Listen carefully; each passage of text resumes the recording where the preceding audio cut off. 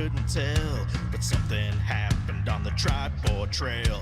Giants and dragons are corrupting us all. If we didn't get help, we will all go to hell. Did you hear the news out of Wayback Cave? A big holder tried to make us their slaves. My player's trying to control our brains. I just woke up and the village was razed. We need the Stronghold to protect us for the night. We need the Stronghold to help us with this fight. We need the Stronghold. We need the Stronghold to go searching through the game. We need the Stronghold. We need the Stronghold. It's been a week since we saw Dave. A mighty group of adventurers. Their average as hell, but they may be mad enough to get us through this spell. When they are together, they are the Stronghold. We are the Stronghold. We're here to show you the way. We are the Stronghold. We might just have to save the day. We're just a group of heroes, yeah. We're big and we're small. We may not be the best in town, but we answer the call. When we are together, we are the Stronghold. There we go. Everyone, welcome back to the Stronghold. We got DMP today, abusing us in what are we calling the Frost Haven Keep of the Frost. Before we get kicked off, I got a couple things I'd like to announce. May's Design Dice. She's at a convention in Pahonix, Arizona this week and made us our very first chunky Stronghold dice. Look at that. It's even got the symbol on it. It's so cool. We got some chonkers, and her dice are delicious. I've had like 2 or 3 of them. They're high in gluten, but you know how that goes. It must taste good. And then Morgan Dangerfield, because we went to Gary Con and took a fancy photo of his wonderful book of their crew doing an adventure together a few years ago, The Heroes of Evermore, sent us a signed copy of his book. It's got, a much appreciation to the Stronghold. Amongst other authors here, we got K.R. Paul in keypad, 3 over there? Boop, beep, boop. 3, 2-ish, 4-ish. Writing the Pantheon series. So those are our quick plugs for everybody. If you're on the Amazonians, you can find the Pantheon series there and get the word out. Brilliant author K.R. Paul. Beyond that, we're always keeping up with the 988 charity on our stream. If you feel you feel charitable and you want to donate a little bit, maybe we'll do something really cool if we break some levels on the charity donation this week. 988 it can be an anonymous phone call or text to the number, where specialized counselors on the other end helping folks through any myriad of mental health issues or specifically suicide awareness, which is near and dear to our heart. It's Memorial Day weekend. There are some folks out there feeling lonely and blue, and 988 is something that can get you through it for sure. And taking those first steps for your mental health are absolutely critical, and don't be afraid to talk about that sort of stuff. That being said, this week I also found, and didn't know it was out there, there's a Wounded Warrior program stream. So we're trying to work with them as well to see if we can set up a fancy donation link to all of their support. That is fantastic. IMHO. So that being said, those are all my quick plugs. Everybody have a safe and happy Memorial Day weekend. Remember, you can celebrate Memorial Day weekend in the way that you want to and not the way Facebook tells you to. So if you want to smash beers on your head and have a fantastic time, do it safely. And I'll demonstrate how to smash a beer safely on your head later on in this episode when Pete kills us. All right, Pete, it's all yours. Thank you very much. And in time-honored fashion, can everybody roll a d20, please? And I'm not going to say higher or lower. with my fancy chokers. Safe number. That's a safe number. You got a 10. We go 11. A 10 too. But then I had to. Today, whoever's closest to 10. So Yeah. he's changing it up today. I think he did that to me last time too, because I rolled a 10. He's like, Tim, we're doing it. I was like, We're going lowest. Lowest today. Who's got the lowest number? I got. Damn it! What'd you get? I One. got a one. I also had a Oh, 1. 2 of them. 2 ones. Roll Ooh, off. roll off. I had a. Mine said "fuck me." oh, Canadian dice. Yeah. Canadian dice pitch. Here. Canadian Dice just said "fuck me." I'm like, All right, Hugh got in the dice jail. Just straight to dice jail. Okay, so who's got the lowest between you two now? Got a 16. Leave it, boy. 13. Skylar, you're up. Look at Skylar's face. Is all I need to know.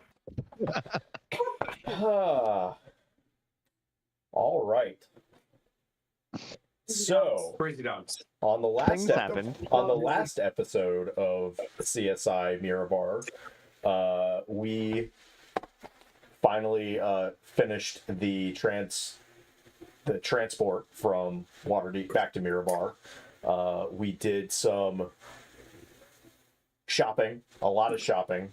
We did lots of shopping in Mirabar and rolling around and doing things in Mirabar. And finding out some information about what's going on to the north. We found out that we're still trying to find the Ring of Winter, and we needed to go find the Frostbane rune, which was located at a shard of ice north of Mirabar, in a town or outside of a town called Icewind Hamlet. Or maybe it was an Icewind Hamlet. I don't know. Whatever. We had to go to Icewind Hamlet, and then from Icewind Hamlet, we were going to be able to find this shard. So, the big thing that came out of this is we get up there and find this keep and this shard of ice, and we get across this giant bridge that has a giant chasm. We nearly killed people in our team, getting pushed over the edge. Thank goodness we didn't, because something fell over the edge. I can't remember what it was, but it was like It was the polar bear. polar bear. Yeah, the polar bear Cool. fell over the side. We tried to push a couple Yeti over the side, and that wasn't gonna work. Anyways, we get inside this keep, and there's like this necromantic, weird looking giant with other heads on the side of its thing inside, along with about, I don't know, there's one Yeti. There's one Yeti in there. Yeah, there was one Yeti. I remember there's only small one Yeti. Yeti. It was a small one. It was it was a young small Yeti. Lone Yeti. Yeah. That's what's in my That's what I notes, remember. so- That's what I have written in here. That was in your notes for when you arrived there. Yes. Oh, and at the end there was one Yeti. Like, I don't know. There was one Yeti. Anyway, so we go and fight this giant, and Moriana died. Bork is in his Bork Bjorn with Pleep. Zora's running around hitting things. Sir Timothy is doing Sir Timothy things, and we killed this thing. And one Yeti came out and I think just started to say, "Hey, what are you doing here?" Yeah, Well, I brought you these treasures. he had a pot of stew in his hands. And he's got on his belly. On his belly, he has a big rainbow with 2 clouds. Sounds like he's he's a about to do a Care Care Bear stare. Oh. That's a good idea, actually, because they could all do a Care Bear stare into the center of the room. And then we'll be friends forever. That's Yeah. right. For however long you live, you will be friends with them. Damn it. So that's basically where we left off. was the single Yeti was coming out of the darkness after we killed the giant. Okay. And as- the thing about the Yetis is they're enthralled. So we're trying to at this point we're trying to figure out how to unenthrall them because we're Yeti lovers. At least we have two people in the party who are friends with the Yeti. We don't want to try to hurt them. We want to try to figure out how to unenthrall them, if that's possible. And that's where we are. Yes. We want to make friends. Yes. So currently, we'll stay in combat because it's just easier. I've got your stuff from last time. I had a 1 initiative, not fair. That was the determining factor whether or not we stay or re-roll. No. So, Noinek, you're up. Oh shit! You All right. you see around the room at least 10 or 12 sets of red eyes out in the corner of this room, all staring at you. As you're looking around, one or two of them step forward, and you're seeing normal Yetis. You're seeing one twice the size of a normal Yeti. It must be one of those abominable Yetis that you've heard about. But they all got really red eyes, and they're just slowly lumbering towards you.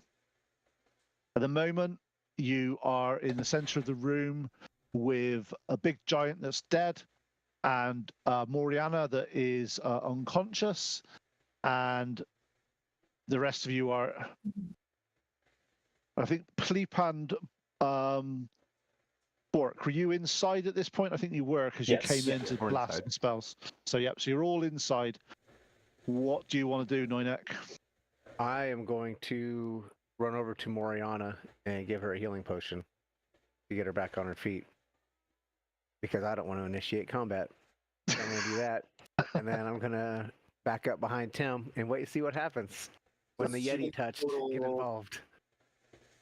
2d4 plus 4? What is it?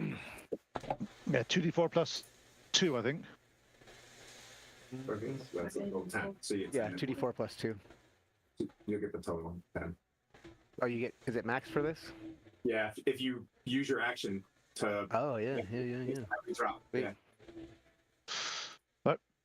Okay, so you feed the potion, you do that. As you do that, Moriana sort of comes to with a gasp, looks up around, realizes the giant's dead, but what's happening here? As you are looking around, Moriana, you notice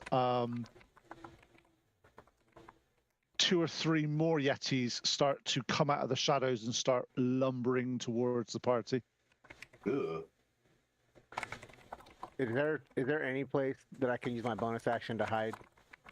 Unfortunately, not in the room you're in. It's quite a big open area. Okay.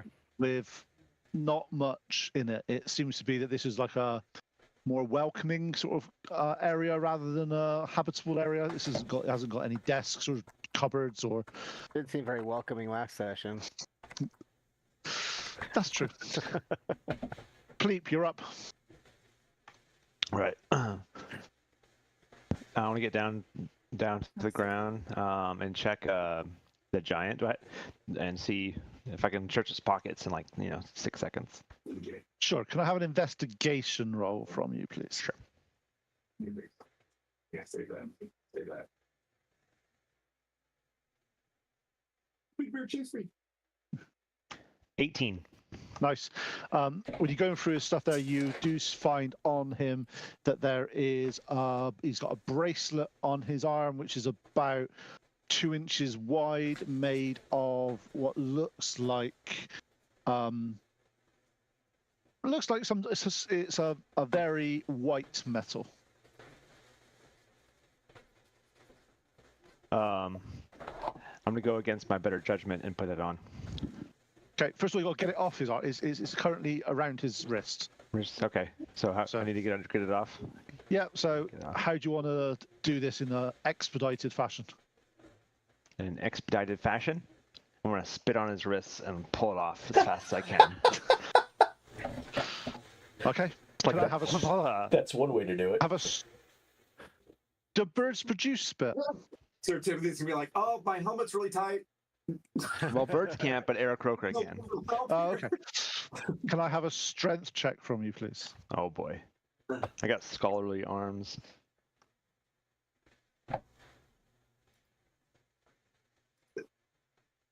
I don't think we're attuned. 18. Oh, Oh, 18, nice. yeah, you managed. You get there, you hold on to it, you put your feet on the floor, you flap your wings back to give you a little bit of extra, and it manages to just come off, and you manage to break his thumb in the process. With Bork on my chest saying open your mind as I'm like pulling it off. Now, this looks, it's about that sort of size, so it would be probably, it'd fit on your head, or maybe it's around your neck or something like that. It probably wouldn't be something that you could wear around your wrist in its current guise. But can I have an Arcana check from you, please? Sure, I'll win.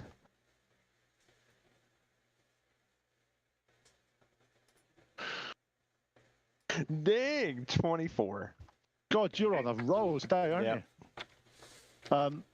you? It's definitely got a feel of abjuration magic on it. Oh. No idea what that means. Protection magic. There you go. The ring of protection? Oh, yum yum yum yum yum. So It's not a ring.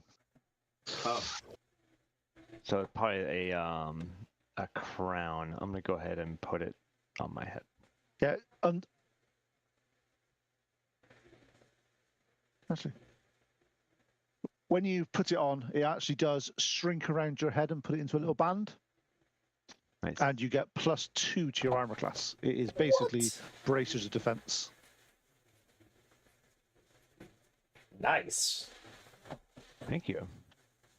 I was really hoping it'd like stop these Yetis. That's what I was counting on, but I'm like, oh, cool. At that point, you've put this on, and 3 more Yetis start coming into this room. And whilst I say that, as we see, find the shard, guys. Noinek and Moriana, you feel the ground. You hear like a crack, crack. It's with your passive perception, you start to feel like the ground doesn't. It just has a weird. It's weird. It's not something you've experienced before. Do I still have a telepathic connection with? I don't remember who I had it connected with. I can't remember either. Me. You had it with me because I went in. Yeah, I know. Just so I'm gonna guess that. Oh, I went unconscious too. Does it go away when they lose consciousness? No, Oh, okay. I'll be nice. Well, I'm going to tell everybody that I have it with I think with Squeak, Tim, and Moriana, that there's something strange going on with the floor. Telepathic wake does not break. This I think time, it breaks if I go unconscious, but not if. It is Yeah. five, Is the 6, floor 20. made of ice? yes. Ew, ew. Bork, your turn.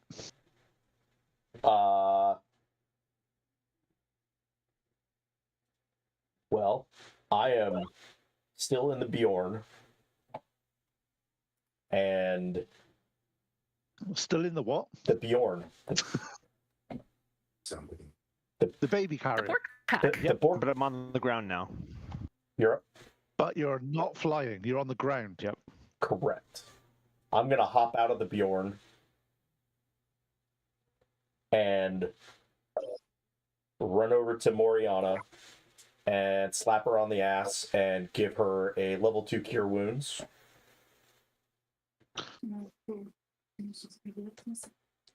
And you get, what is that? 9 plus 3, 12 back. All right. And Thanks. How you doing? Thanks, Bork. and then I'm gonna go continue and run over to the edge and get on terra firma in the back of the room. Okay. So you're getting closer to the Yetis. No. The back corner of the Yeah, room. the Yetis are all around you. They're all coming in slowly. But we're in different. that corner. Yeah, you can go. There's going to be a Yeti nearer there than where you are. Where did they go? I thought the Yetis were from all around, but that corner from where we're at. All around, all corners of the room. Well, either Are they way, coming in doing this? Are they doing this? Yeah, they're doing jazz hands. either way, I'm getting off of the ice.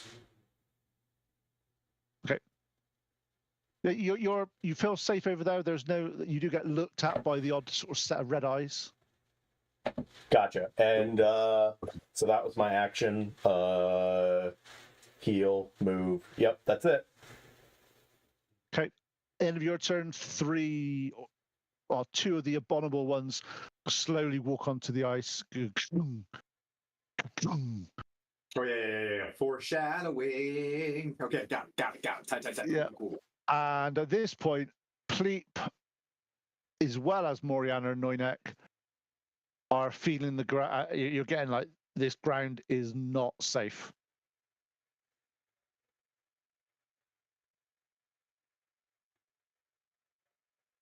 Zora, you're up. Okay, so I am not getting that though, and nobody you- has told me that the ice is. We're like the opposite of the floor is lava right now. This is Zora. Yeah, that is exactly right. Your passive perception isn't quite high enough to realize what is happening. I'm trying not to metagame this right now.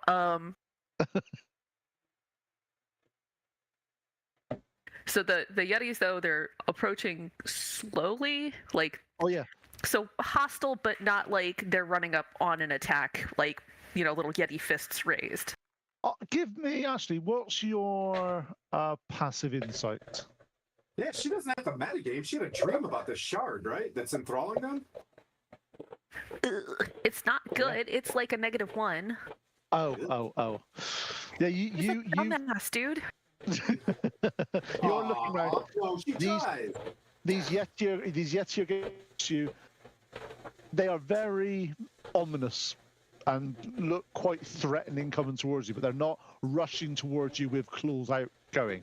But it is quite unnerving having this many of them slowly walking towards you. Unfortunately, if you're insight, you can't make any more judgment than that. She's gonna kind of like flick her hair, the little white streak, as sort of like I don't know, maybe they'll take a tip from, hey, like I'm kind of one of you, and sort of put a hand up like this, as like mostly like the universal stopping gesture, and wait and see what happens. Pete, Okay, cool. do they do anything? Do they stop? Are we still moving forward? Another number of them start to move forward slowly, but they're looking, and they look over to see Bork as well. They look back. At this point, all of you now with your perception can feel the ground, the odd crack, the odd sort of, and it's starting. It's like Remind me again what the like ice shard dream was. the ice shard dream was you had a dream with a shard that this giant he had his hands on it, and he was basically using that to control the Yetis and cause them to go feral and attack random things rather than just attack things they need. How close am I still to that giant's body? Like I look like I'm kind of close. Yeah, you're reasonably close. Can I go get handsy with him and see if I can't find something shard-like on him? I know Pleep just looked for and got a ring, but when you saw the thing, it was a good sort of 30, 40 foot high shard of ice that he was. It wasn't Are we like standing on it?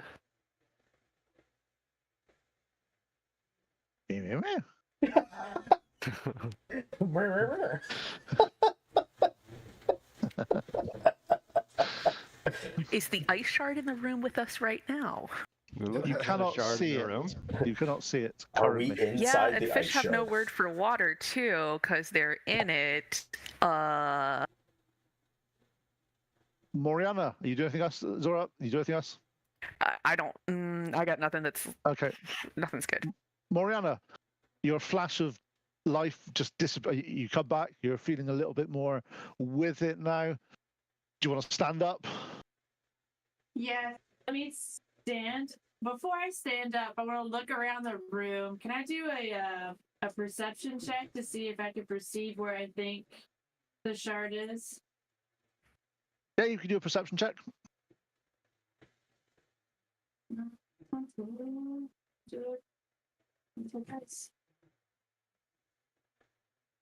is that? Hmm. Oh, never mind. You think you're in the right area because it's cold. Yeah. Yeah, okay. So I'll stand up and I'm gonna cast Cure Wounds on myself as well. And then what's that? 7, 10. So heal for another 10. Cool. You do anything else, Mariana? I am. Does the ground look like it's like cracking? Yes. Okay. I'm gonna look for something that looks like stone to stand on. Okay, yeah, with your, I'll keep it in with your perception because obviously it's all part of that session of you. It all looks from where you are, there's some stone on the edges of this room that you can get to, but where all the Yetis are, you're going to have to go past some Yetis. But the inside is all ice. Okay. Oh yeah, you did your action. Okay, I'll shift as a bonus action. Okay, And is your shifter or into animal because you're druid? no, it's just the wild hunt shift. Cool, okay. So I have advantage on wisdom checks, and no creature within 30 feet of me can make an attack against me with advantage unless I'm incapacitated. Nice, okay. At the end of your turn, a number of the Yetis are slowly walking closer, and you're now hearing quite a loud cracking of ice as they are moving and putting more weight in the middle of this room. Tim, you are feeling the ice. You're seeing the odd crack. It's starting to show, and you're seeing the Yetis walking towards you. Yep. All right. With my passive perception, is there any exits? I'm looking for a shard. There's no shards. No shards. There is some steps in the far corner going up. That's all you can see. Dash. These Yeti do not look chill. They look enthralled. That was the dream that we had. So I don't think that's metagaming. These things. No, I'm no. gonna try to breathe in. I'm gonna yell. Just in case you guys break downstairs, I'm running upstairs, and I'm gonna try to dash by. Okay, yep, you managed to find a way route and you even get reasonably close to one of these Yetis, but they don't seem to attack you as you go past. Okay. At the end of your turn, you get to halfway up the stairs. You start to see. You can see you're up there. At the end of your turn, like medieval windy stairs where I can't see shit. Yep. Oh damn. Okay. And at the end of your turn, the Yetis move closer again. This time you hear some really loud cracking and the ground starts to give way. Everyone that's on the ground, give me a dexterity saving throw, please. Even Bork, on the you're safe. You're on the side. You're on the side, so you're safe. So Tim and Bork are safe. The rest of you may not be. 11. You're fine. 17. Anybody that got above a 10? 12. 17.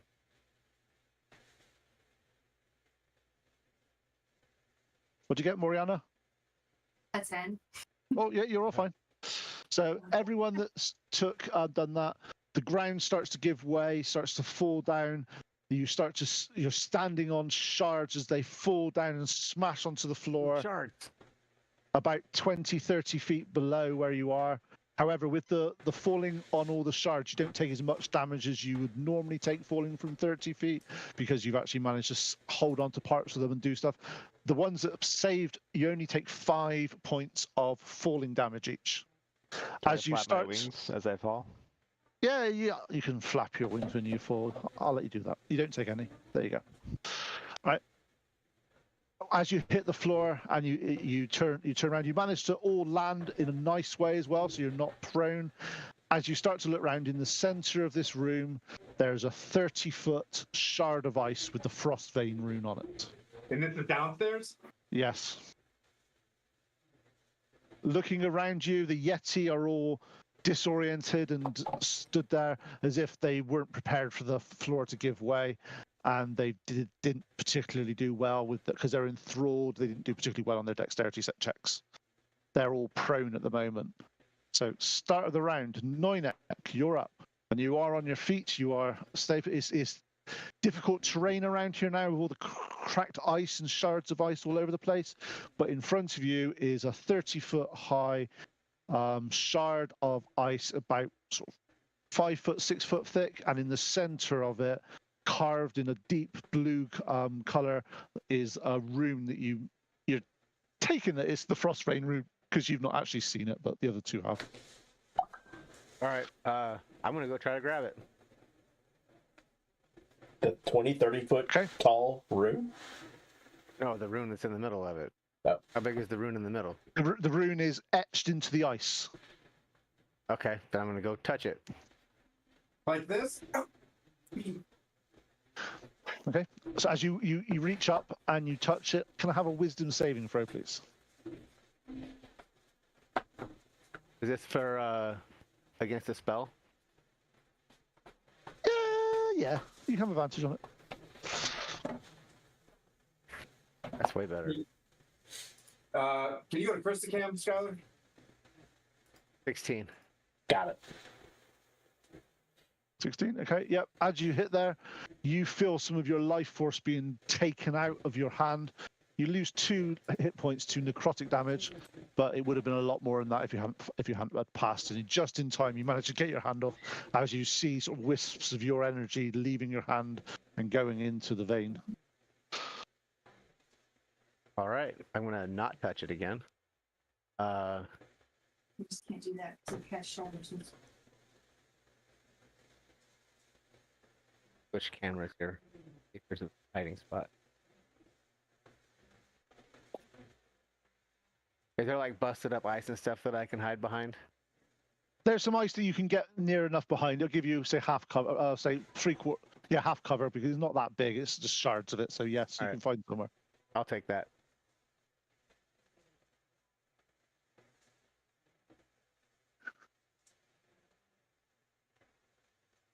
Kind of share the light with both sides. Anything else you want to do, Noinek? Nope. Okay, Pleep, you're up. You currently you flutter down a bit, and you are there. There's a little bit. You manage to sort of save yourself 10 feet from the end. I will psychically tell the 3 that that thing sucked life out of me. It's too magical for me. I will give it a try. Pete, is that what it looks like? That looks fine, mate. That's All right.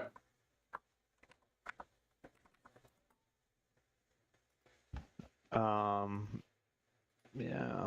Can I do like a an Arcana check on it? Mm-hmm. See if I yep. can As you understand get up, can I have an Arcana check then, please? Mm-hmm. Dang. Okay. 23. God, you are on fire Dude, tonight. it's been nuts. I'm keeping this one. This one's good. Okay, as you get up, you start to look at the rune.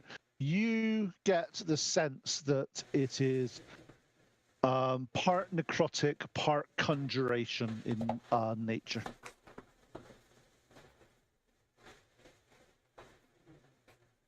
Okay. So I want to. So seeing that, that's all that kind of happens at once, right? So I can still touch it. Yeah, you can still touch it if you want to touch it. Touch it. I'm gonna touch it. Okay. Can I have a wisdom saving throw, please? This is where it gets bad. Watch.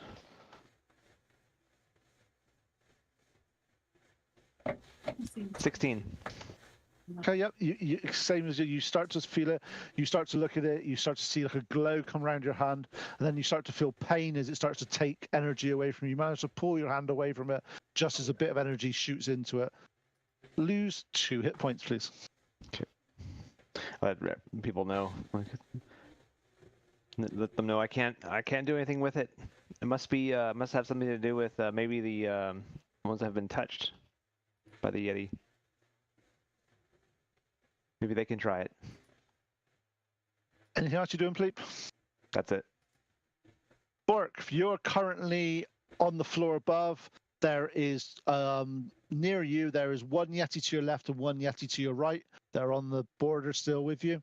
How What do you far wanna down? How far down is the would the jump be? 30 feet. 30 feet. So I'd take 3d6 if I Yep. jumped down.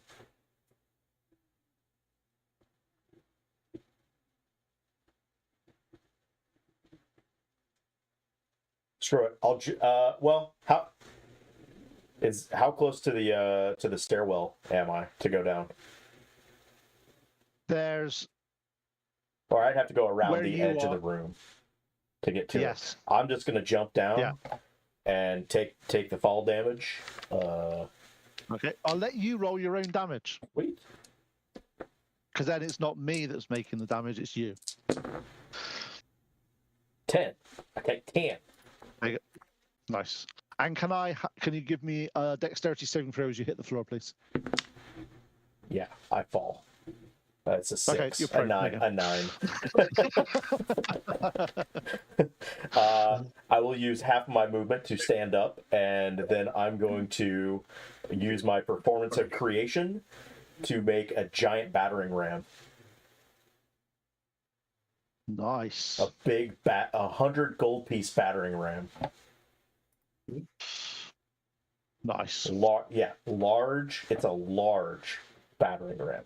I don't know how big that would be, but I probably can't wield it very well. We'll see what happens. It may be slightly too heavy for you, just a little bit. I am strong.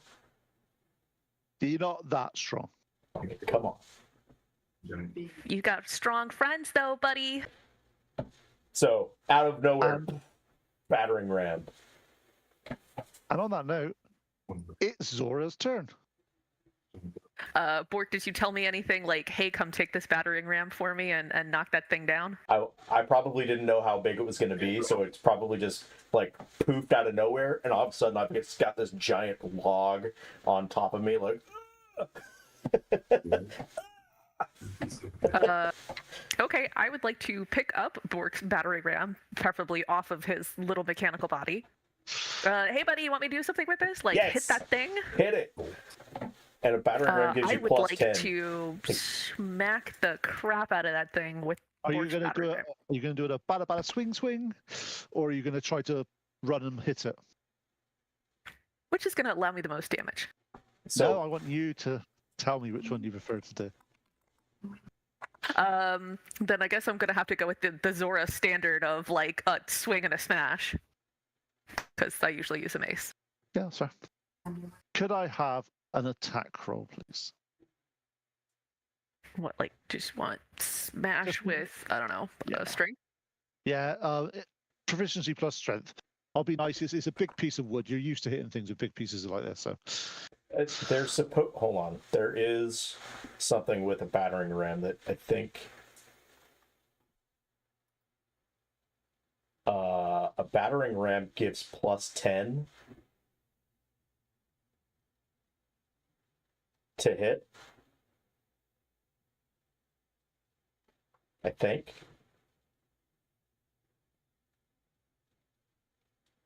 You basically gain +4 to strength check when you're using it, if you're using it as a battering ram. Plus my proficiency as well? Yeah, I'll be nice for this one. Come. Okay, so +4, +4, +3, so I'm starting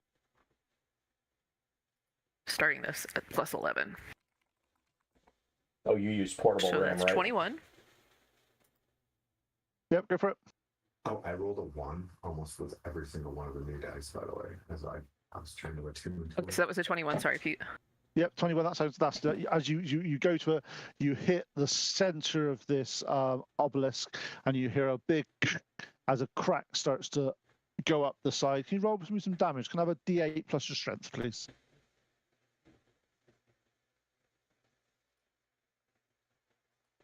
So 8 + 4 would be 12. Nice. You see cracks starting to go up. You see a crack go straight across, hit the rune. The rune seems to sort of like just absorb some of the, and a smaller crack comes out the other end, as if the rune is holding this together in some case. But it looks like you've done quite a serious amount of damage to this rune. Woo! Sweet. Then I'm going to take my second attack and hit it again. Yep. You got 25. That hits. What's that face for, 10. Tim? You look serious, Tim. It's stealing my dice. 10 for damage. 10. Okay, nice. Yeah. As you hit there, chunks of the ice start to fall over, and the where the rune is, it seems to be sort of like a sphere that's had the one's face leveled where the rune is, and it seems to be teetering and starting to move out. Cool.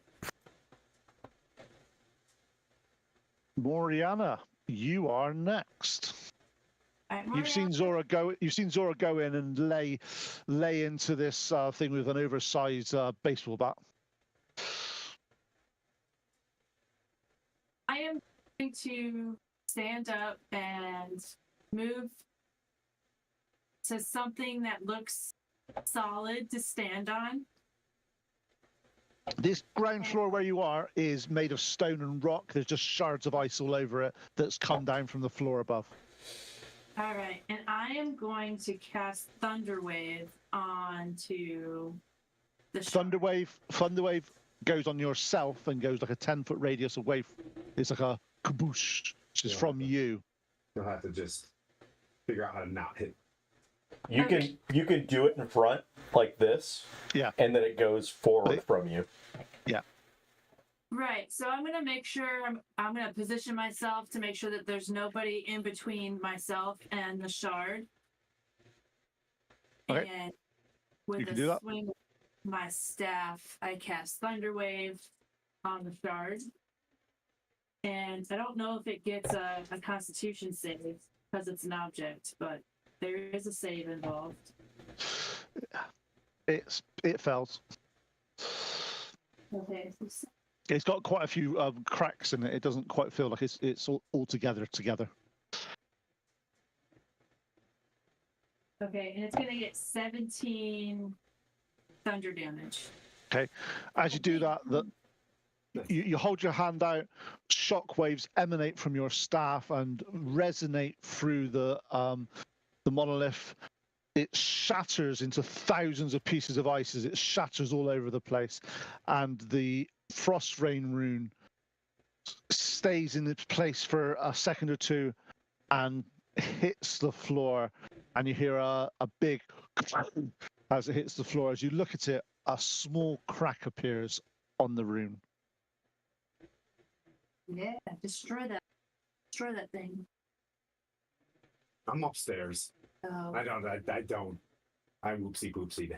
Did the Yeti's eyes change at all? Not yet. Okay. Tim, you're up. Heading upstairs still. I'm gonna slow the dash down unless I have to. So I'll keep moving my 30 feet upstairs. Okay, you get to, as you get out to the next floor, you look across the floor. In the far room, there is a giant sat at a desk facing away from you. The giant sat at the desk facing away from me. Yeah, a frost giant. Oh, my thunder didn't wake him? I'll facing away from me. All the noises have been moving through this place, right? Yeah. I can hear things going on downstairs, and this monster is just chilling there, facing away from me. With your passive perception, that's what you get. I am right in saying your passive perception's 11, yeah?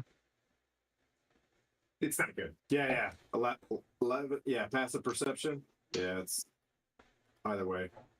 Right. Yep, Yeah, 11. with that, Divine sense. as I kind of walk up. And that gives you undead, celestials, and demons, doesn't it? Yep. Okay. And is that within how many feet of you? That is within 60. Okay. Oh. You sense a demonic presence 60 feet below you. Oh. Uh-oh. Oh no. Oh no. But it's not this guy. Nope. 60 feet below you, just slightly to the center of the room from where you are. Huh.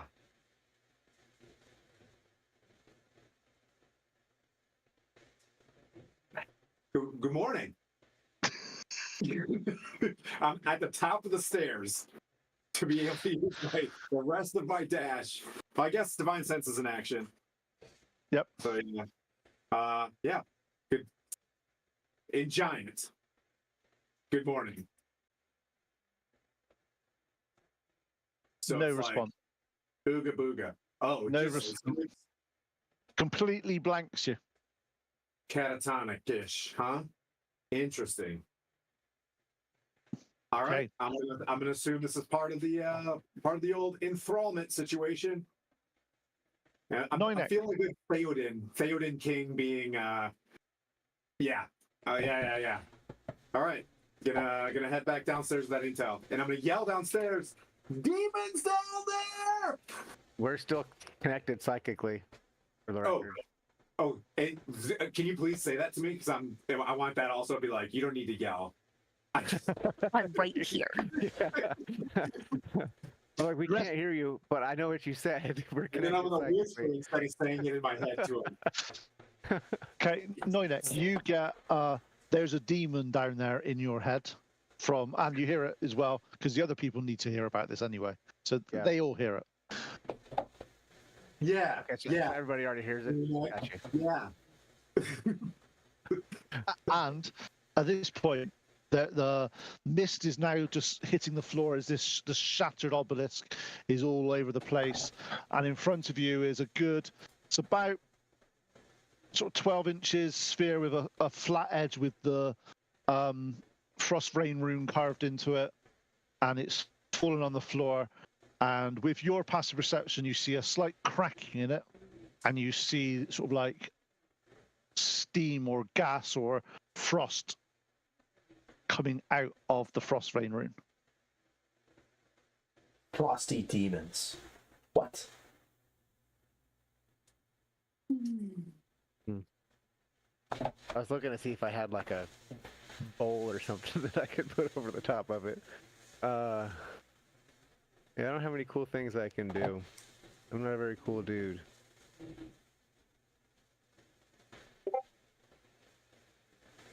Yeah, I'm just gonna back up away from it, make sure everybody knows that it may or may not be a demon coming out of that thing. Okay. So you step away from it, that's fine. Pleep, you're up. You've been told this. You see in front of you this, as you have remembered, it was conjuration and necromantic.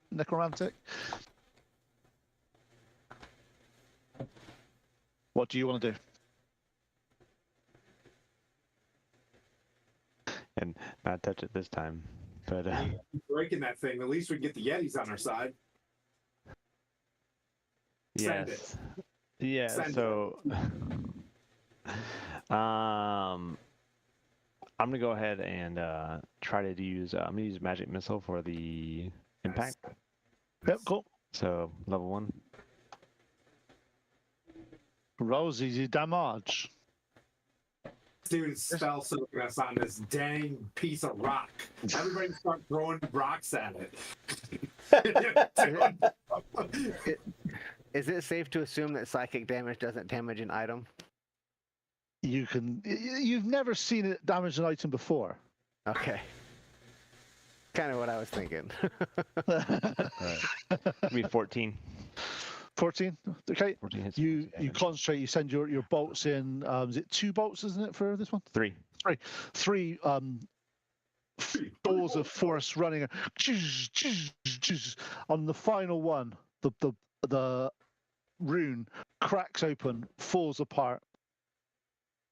A black swirling necrotic energy starts to form inside of it. At this point, you notice around that all the Yeti have still failed to get up from the floor, but looking at them now, there's a couple of their eyes open and their eyes stop being red. And all of you hear a voice. Fools, just you broke out a vanquish demon. a giant, only to unleash something beyond your comprehension. Do you think your feeble minds can grasp the power of the Frostvein rune? As he does that, this swirling energy moves around and goes straight into the frost giant you've just beaten. And you see his arms sort of as it starts to crumble to his feet, his arms and all that re-knit. And you see like hideous sounds of bones popping back into place. At least In his front, AC is lower. Good job. that is very true.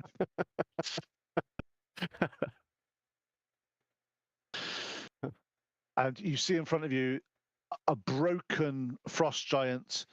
As he looks down at you, his hand comes out, and a black ichor-like axe just appears out of nowhere in his hand. Like licorice? Like a licorice? Licorice? Like if you, it's not quite the same, but imagine like you had like a packed Like a weapon, black- like black from a warlock type thing. That Well, type of black thing. He licorice now. summons and he says, "Fools!" He stands there with his arms out, with his axe out, cricks his neck. And Bork, it's your turn. How close is that? Within 5 feet. I'm gonna run up to his leg, and I'm just gonna squat down, like jump up only about probably 6 inches, and then come back down and thunderclap in front of him or next to him. Needs to make a con save of 13. It's probably gonna 2 pass seconds that. a minute. Probably gonna pass So that. what type of damage is it? It'll be thunder damage. Okay. So it's a Constitution saving throw, yeah? It is, yeah. Oh. Probably gonna pass. Yeah, he's got like 18. Probably. And then I'll run back away. Like, run back away. Yeah, that's it. Okay, Zora, you are up.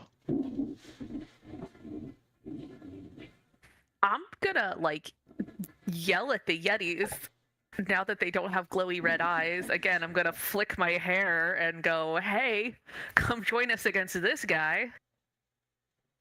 Did they do anything? They are stirring at the moment, trying to. They don't seem to be very coherent at this point. All right, still clearing the mist from Theoden's eyes. Got it. Oh, this is gonna suck really bad, but I'm going to smash it with a mace. With which mace? Or my maul, whatever this +1 maul I have is. Okay, cool. So you're dropping the battering ram. Yeah, I'm gonna put that back down. That's fine. That's fine. Cool. Just so I know.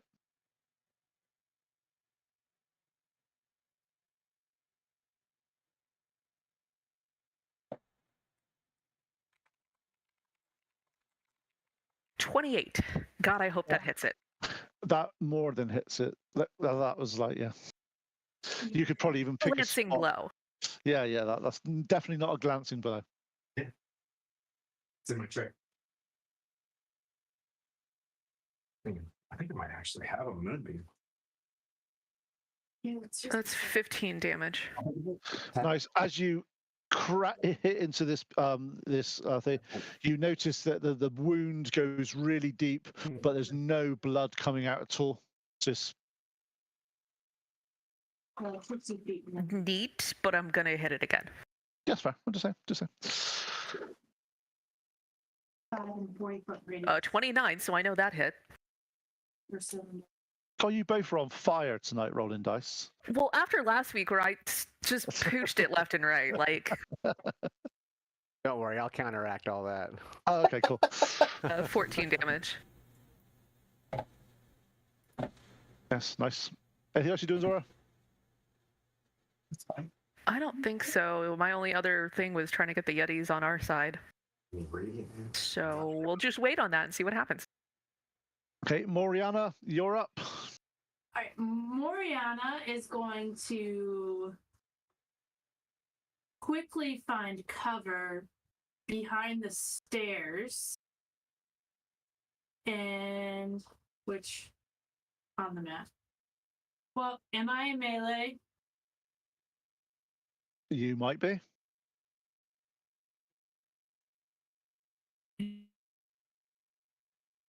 Are you within 10 feet of the giant? Apparently, I am. Ah, whoopsie poopsie. That's okay. I am going to break contact because I need to get out of there. So I'm Okay, leaving. hang on. You might be thinking you're leaving. I'm trying to break contact. Okay. Does a 29 hit? Oh my god, yes. I'm mimicking Zora. It's a Zora number. That's what that was. It was It's a a Zora. possessed demon giant thing. I don't know what it's susceptible to. It's a Okay. Can you take 18 cold damage and 18 necrotic damage? I'm dead. No, As you hit the floor, No, she can. She as can take all. you're about to hit the floor, you feel your body start to freeze up into a frozen statue. As you start there, you see it won't let you hit the floor, but you looking at it, and you are stuck there in a frozen stance at this moment in time. 30 almost minimum. What do you get left? Okay. All right. Well, we all learned something. You know what? Learning is important. We're echoing down the stairs, like, so that was a hit, actually. It was a hit for strategy, you know? Thank you for your service. And Tim, you're up. You do hear some screams from down below. Okay, one more try. Buongiorno, giant to the sky. He's No. still enthralled? Nothing? Okay, be back soon. Come on. And I'm gonna move my regular movement 30 feet. And do I see anything? Do I see him or anything like that? No. As you get down the first set of stairs, you're onto there. You look down, you see this massive giant in the middle with this black ichor axe, and you see Moriana frozen like a popsicle. Shoot. All right. I'm going to continue to dash and or jump down into the fray. Okay. Could I have? Now, are you gonna describe to me what you're doing here? Obviously, this giant's in the middle of the room. Nothing left but my body. So I'm just going to get my body down there to start soaking up damage. That's all. So are you looking? So you're looking to get to the ground, or are you looking to try to jump to the giant? Oh, can I do a melee attack as I jump up? That's what I'm asking you. Yes, What do you I want would to like try to do? one of these things and just slide down his back. I'm gonna try that. Okay, can I have an athletic? Can I have an athletics roll first of all, just to see how This is your you? guy. Do not fail me. All right, that is a athletics. That's a 22. Yep. So you manage to you come down the steps, you run off, you kick off as far as you can off this train. You sort of flying through the air. As you do it, your sword comes out. You come down. Come an attack roll, please.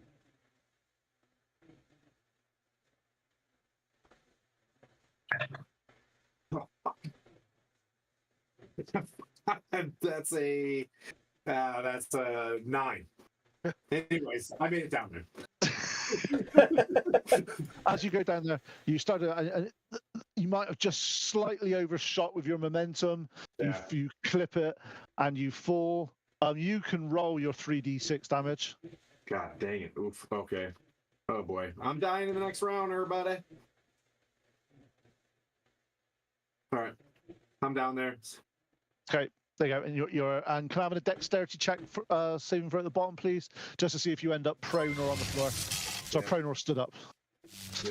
Let's do. Woo! Thanks for the raid, off-duty honor. Welcome, Raiders. Fucking kidding me. You got to be kidding me, Maze. This is a 2, then a 1. Okay, you are prone. Y'all made it just in time to Golly. see us all die. I'm rolling like trash the last 2 times. I blame your dice. I'm kidding. I'm not gonna be vindictive. That's not my bad luck. All right, blah blah blah. It's -4 Okay. today. The end of the turn, the creature looks around at the people near him, looking at the map. There is a Noynek near him, and there I is. backed up as soon as the smoke came out. I just didn't get moved. Oh yeah. So put him to the back wall. Can you move Noynek to a wall, please? He did manage to go away.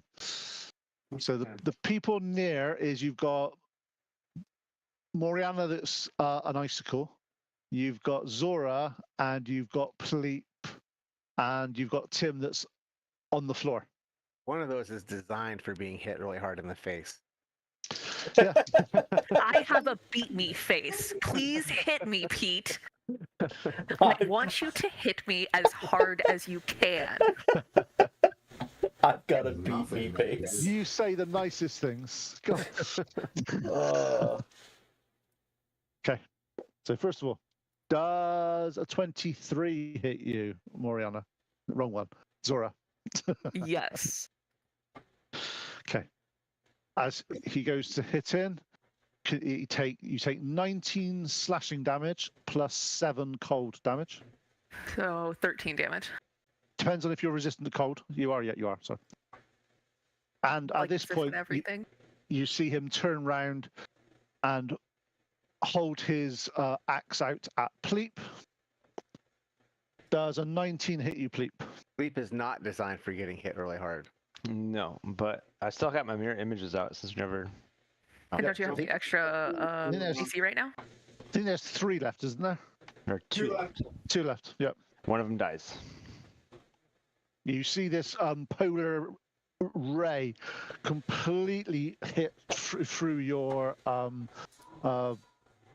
mirror image and hit the wall and hits such force that it breaks part of the wall. You're pretty glad that didn't hit you. That would have been, yeah. Yeah, I don't want to talk about that. Top of the round. Noynek, you're up. What's the deal with this like cage-looking thing in the corner? Can I It's- passively it's- percept that?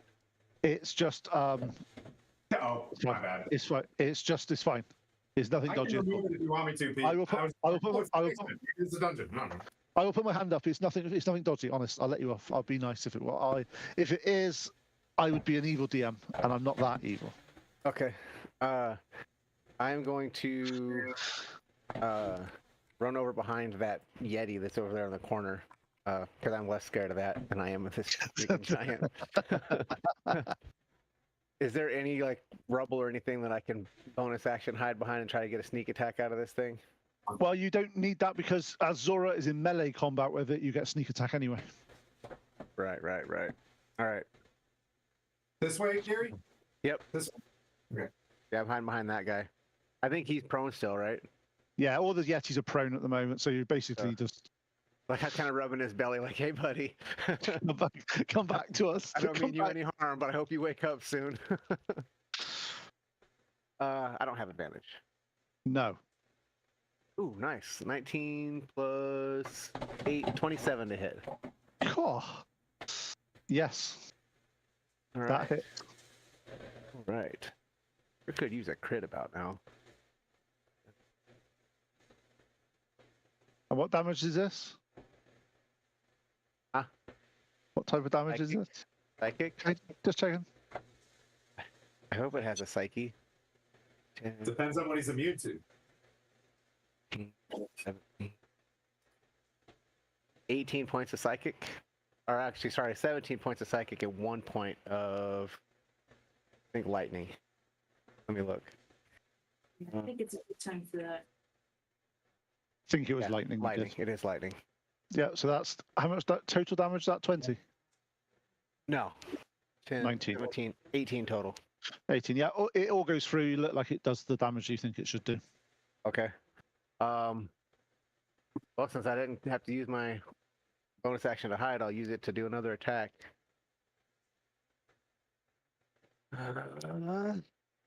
Shit. Who? Does a 13 hit? He looks pretty Sure. big. 13 hits. Oh, nice. Oh, nice. Oh man, I wasn't expecting that. Give me a second. Well, I'm not saying. You that's do still me his out ring. now being like, oh, that's good. Oh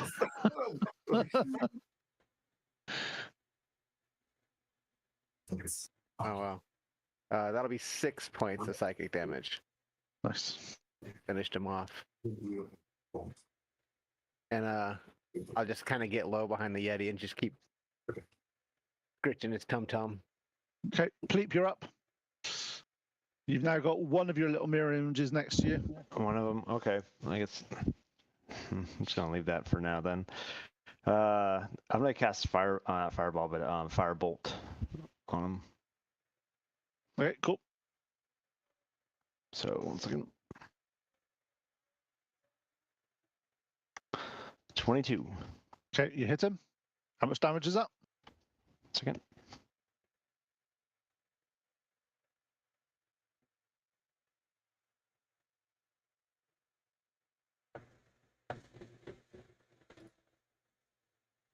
$14. Okay, when you do this, you sort of summon your arrow, you shoot through. It seems to go straight through his arm. You see like a hole appear in him as if it's done a lot more damage than you would have thought it would. Oh, Ooh. really? Uh-oh, what happened? Everyone else see that? What happened? I hit him with a firebolt and it did a bunch of damage. Hey, thank you so much, Dragon Chaotic dice. Gaming, for the $25 donation. Woo, Happy it's- Memorial is that Day. a- We love you. Thank you. Yes. So fire looks like it's more effective against this guy than you would have thought it would be. So, you do anything else? Leap. That's all I can do right now. Okay, Bart. Do I see that firebolt go through and do a bunch of damage? Yep. No. And he also said that the fire did more damage. He actually shouted it out as well. I am just going to yell to Pleep. Remember Grudhog? Do it again, and I just spray grease all over this giant. I have I saved my little pearl of power equivalent just for this occasion. So, and bless you. So I'm spraying greased it. grease. So I'm not spraying grease on the ground to make him go prone. I'm just spraying him with grease. I get it. No, I totally understand it. Gotcha. So I don't know if he needs to make Showered. the dexterity saving throw, because I'm not trying to make him go prone. No, there's nothing. He's a bit. He's now got an Adonis body where it's glistened all over his Perfect. frozen abs. Perfect. that's perfect. And then I'm just gonna yell out, hit it with as much fire as you can. At your peril. Zora, you've been told to bring the heat. Zora, you've been told to bring the heat. The heat. All right, so I already asked Sam this, but lightning is considered its own class of damage. It's not considered fire damage. No, it's lightning's lightning. That's what I said. I mean, lightning I'm can trying to start decide fire. whether or not my javelin / mace of lightning is worth it in this case.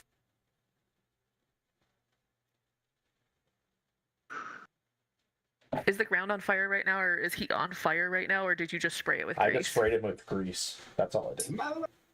With the rock. Cook it. Okay. He's looking like he's like a muscle bound. All his various abs and that are all glistening at the moment. He is. This is an uncomfortable description, Pete. As in like the candy? Whoa. Okay. As in- That's cool. So based on where I'm standing, like I'm trying to look at the map right now, is there anybody in a direct line between me and him or behind him? Thanks, Garner. Was that sorry, Zora? So just based on the map, like I'm trying to look at it, and it looks like if I were to do a like just straight swing of my my mace of lightning, that a straight line between me and him, 5 feet wide, there's nobody that's gonna get hit. No, Is that there's true? nobody would get hit now. Well, I'm gonna hit him with a javelin of lightning. Well, mace of lightning, because that's just Go for it. It's a big version of Thor's hammer, basically.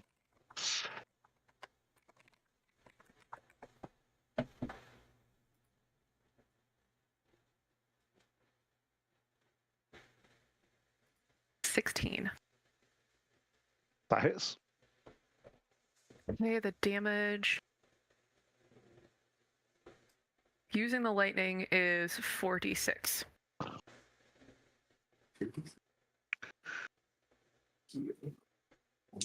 I'm gonna pour it on next. I'll roll it. And this thing- 12 lightning damage. Nice. You throw your hammer. It goes straight for one of his shoulders, and you see him sort of lightning hit, and then he sort of looks down, eyes ablaze as he looks at you. Muscles glistening. Oh yeah, he does. He does lift. Cool. I am gonna just okay. So I've expended my lightning, so I'm just gonna hit him with like the normal mace now. Yeah, it flies back to your hand. Chunk.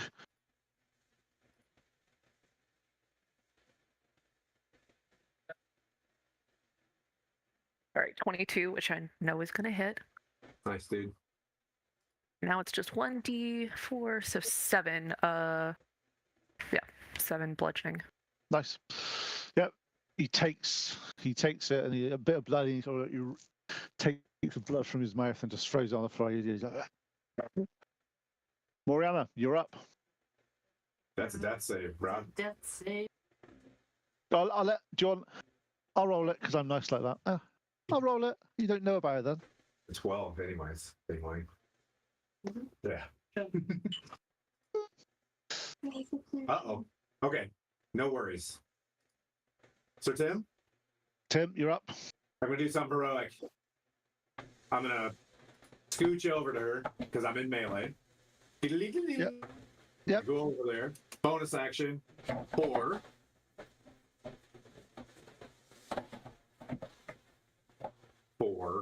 And 5. I'm going to pour 5 health potion.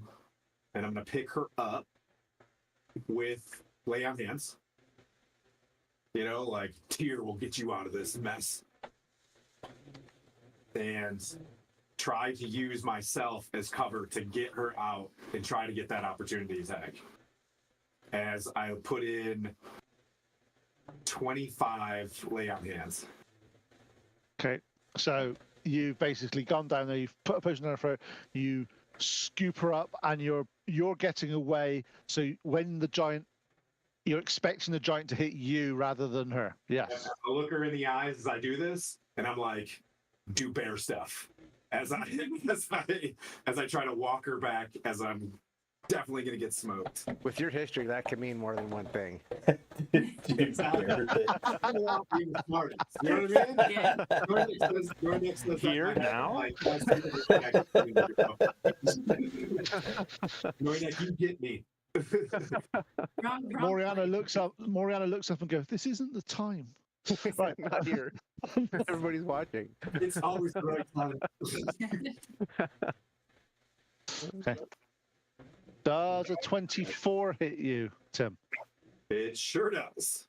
Goodbye, Right, everybody. Can you take 26 points of slashing in with cold damage? I get to wherever that is, and then does it at least get her? Yeah. It gives you. I'll let you get. Yep. She gets 15 Yep. feet away.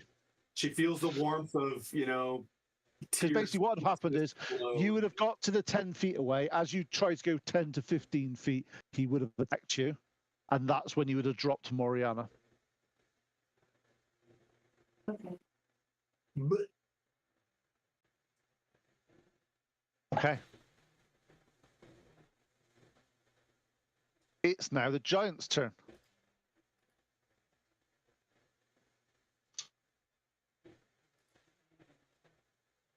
So Zora, does a 17 hit you? Yes, it does. Okay, that's 26 points of slashing / frost damage, so 13 for you. So I take Damn, it's 13. dark as hell out there. I can give you a healing. So I'm looking rough, y'all. Like I've had about 2/3 of my stuffing knocked out of me. As he hits you with the axe, you see him looking around, and he sort of holds his hand up high, pulls in some frozen, and he throws it down. Oh, okay. Does a 23 hit Zora? Yes. Okay. Can you take 31 cold damage? 15. 15. And part of your legs start to freeze up a bit, so your speed is reduced by 10 feet. I'm looking real rough. See, that would have been the one that would have hit Pleep last turn. Good. That would Would have be a deaded good- Pleat. That would have Keep taking deaded me. You got this. Gotta subtract the health potion off my sheet. You gotta need that too for you. Oinek, you're up. You're seeing this giant literally just hitting and going full frosty. Yeah, is there any movement coming from this Yeti? Like, is he still warm? Like, is it dead? There's definitely breathing. Okay. But no signs of consciousness coming back Not anytime soon. Not at this point in time. All right. Is this thing big enough that I can hide behind it? Oh yeah, you're that's where you're getting your cover from. You're just basically there. Okay. All right. Yeah, I'll psychic knife this guy again.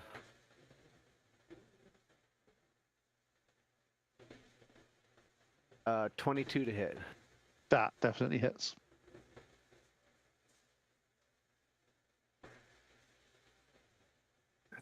Not great. We got 6, 12, 14, 17. Nice. At this point, you see them. You see him sort of eyes swell, and you see them start to start to see cracking on his body. I'm going to use my bonus action to hide like deep under, pull some Yeti fur up over me. Okay, what's your hide?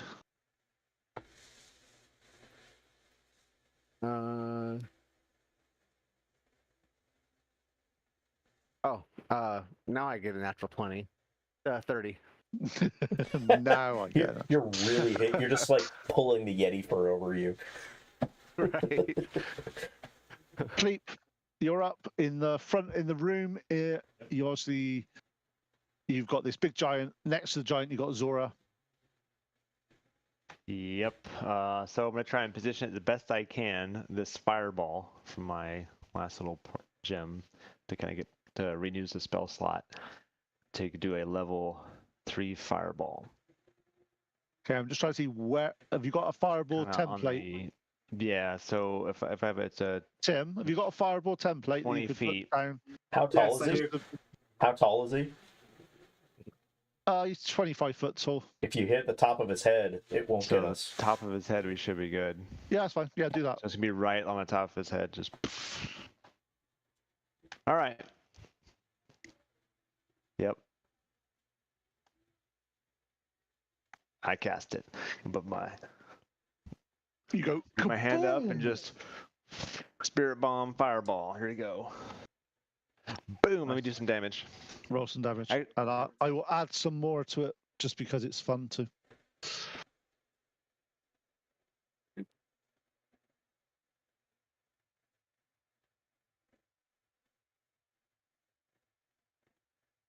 I broke my fireball last time I had to glue it.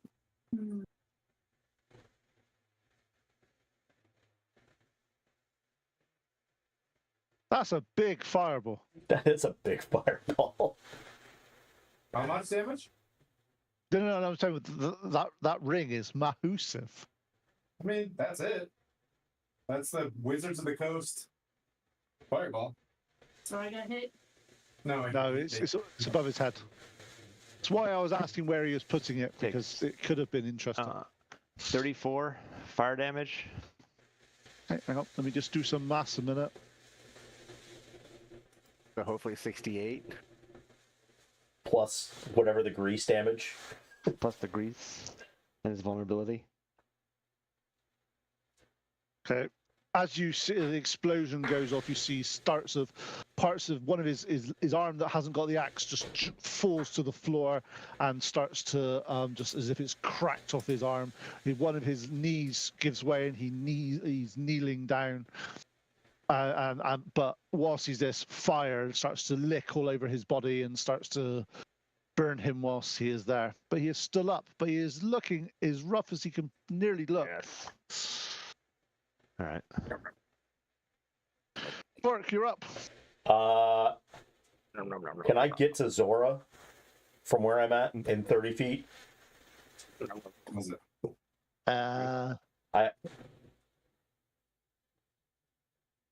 If I I can't can, see if where I you can are get on to that. Zora, I'm gonna run up to her and just like push her into the giant. And go hit it really hard, and also give her cure wounds. You're pushing her into the giant that's on fire. Well, I'm not like pushing her into, just like like you got this. A As I nudge. pump 17 hit points into her. I love this new Bork mini, by the way. Isn't it awesome? Yeah. Can we get a close-up look at it? I mean, cool. He's really awesome. He's not cute. He's. Can we have a close-up look at the Bork mini? I'll get it in chat for you. All right. Cool. Thanks. Anything else you're doing, Bork? And then I'm gonna hide behind Zora, just like Group take cover. technique. It's good technique. It's a good technique. I like it. It's a patented, approved technique. I'm basically doing this, like hands up against her, and then I'm just hiding right You've behind. got you've got little paws full of cheek there. I'll put him in shell bucks.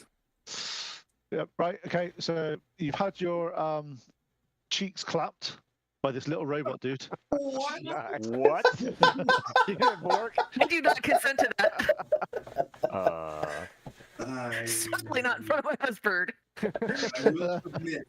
I mean, I could slap calf maybe, or slap thigh. My hands don't go very high though. I mean, my gluteals are very well developed. He probably only has like one. Okay, so it's my turn now. Yes, it is. I'm going to very carefully, so that I don't hit Bork, who still has a hand on the cheek, swing my maul at it. He's grabbing the shield in action. That's an action. Hey, just a heads up. It's coming down pretty hard here. So if I lose power, or if I disappear, I lost power.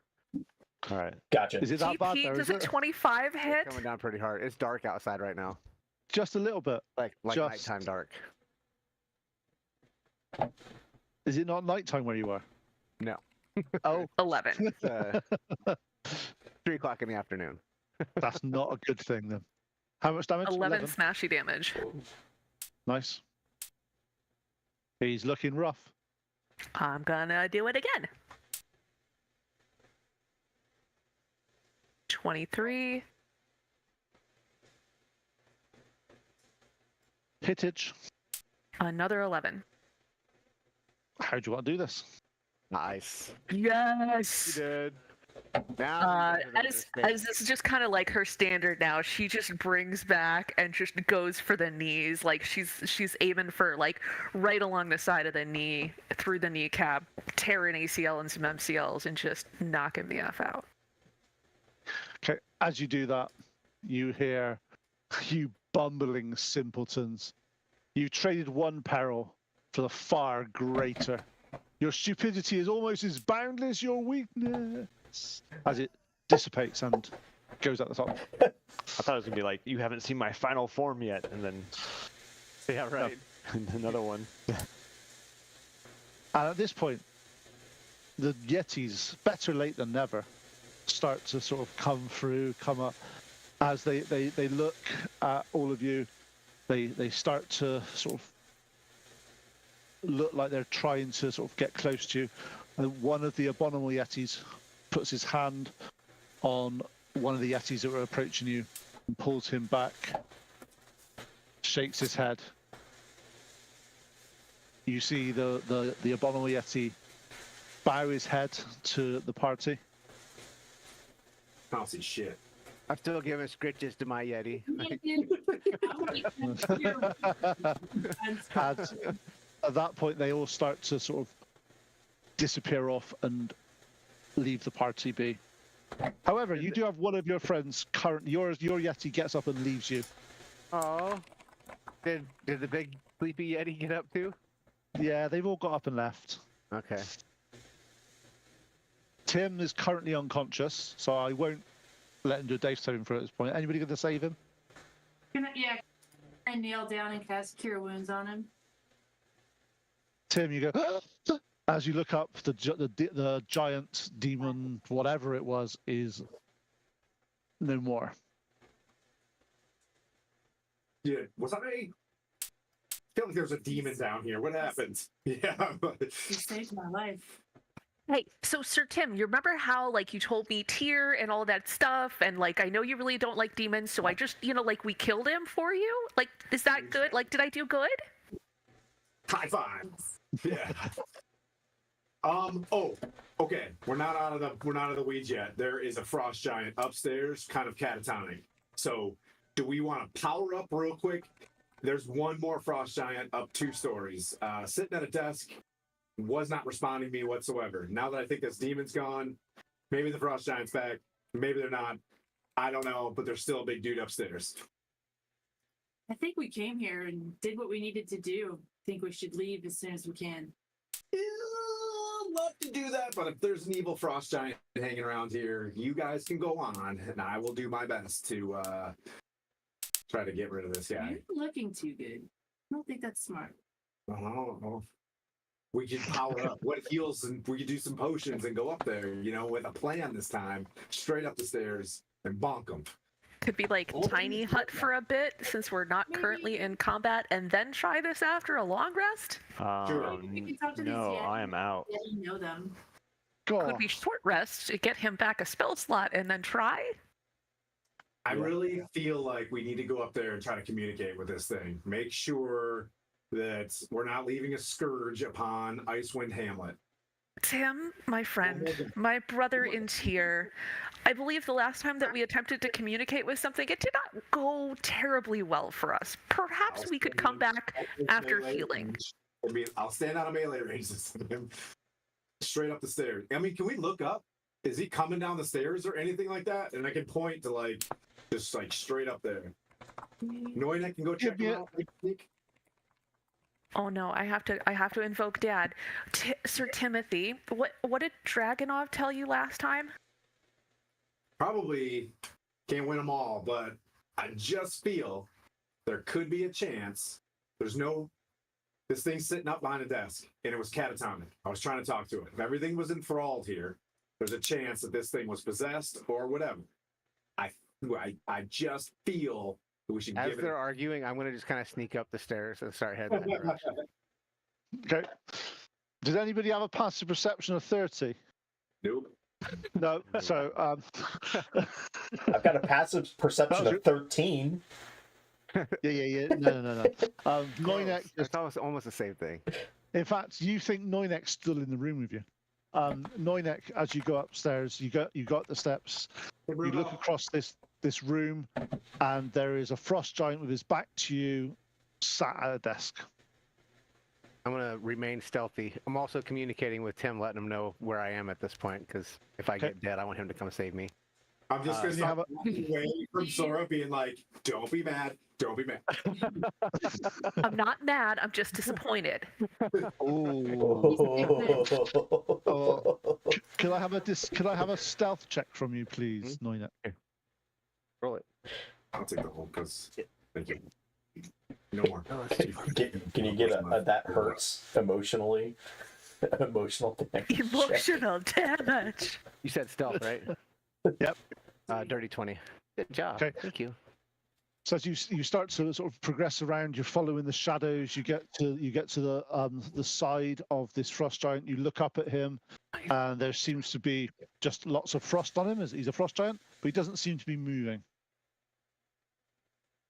Okay. Is he breathing? Give me a perception check. Actually, with your passive perception, you do not see any smoke coming out of his mouth. Any sort of condensation or anything like that. Okay. Well, I'm a little guy. I'm going to climb up on his lap and like.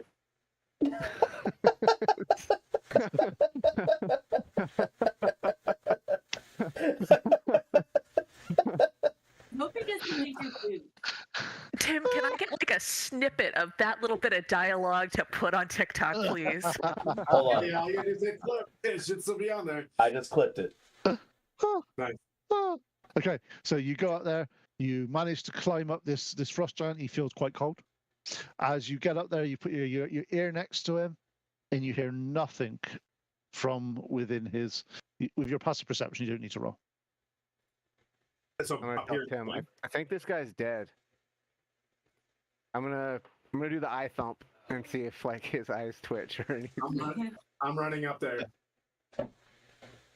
Like he is dink dink. I'm gonna look at Zora. I'm like, he's dead. Free stuff. Let's go. So I didn't follow him up, so I'm gonna go. I guess loot the body from the necrotic giant. See if anything new popped up. Nothing new popped up, unfortunately, Okay. because it's just possessed of the other Do I guy. psychically hear Tim say that? If so, I'm gonna rush around the room real quick and get everything before he can get up there. I'm gonna communicate. I'm gonna tell Pleep and Bork everything that they're saying because I'm in the. God, there's such loot whores. Such loot whores. Okay. As you're on the table, you start to look through things. In front of them, you see is a wanted poster of a frost giant with the name Harstag on it, that's wanted for crimes against his race.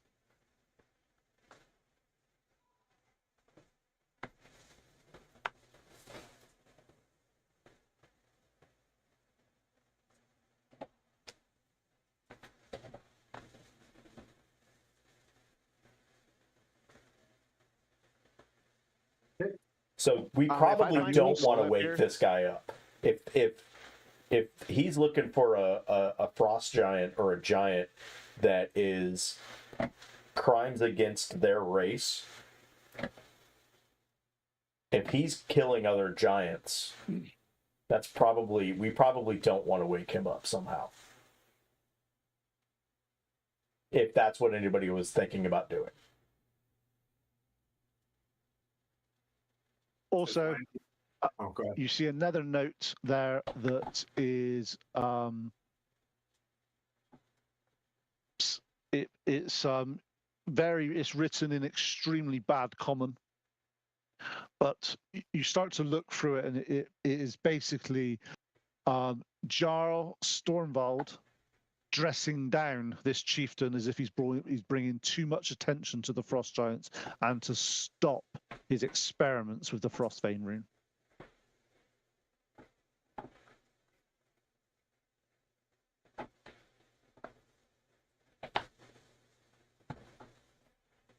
What's the name again?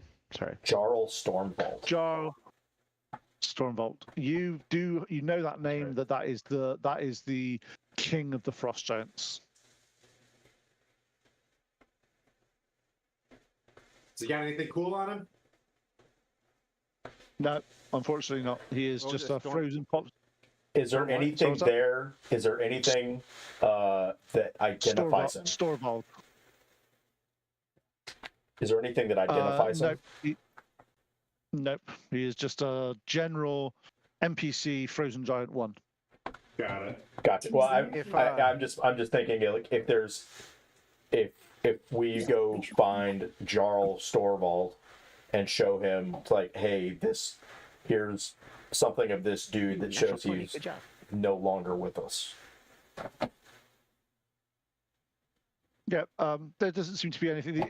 You don't know too much about frost giants culture and all that sort of stuff to be able to say this is what they. Is there anything identifiable on them? They all look Gotcha. pretty similar to you. Got it. What was that? You were saying something about Noinak? I was gonna say if I find any gold before they get up here, like a small amount, like 10 or 15 or something, I'm gonna kind of keep it secret so I can use it for my secret activities. Yeah, you find 10 gold. There you go. Okay.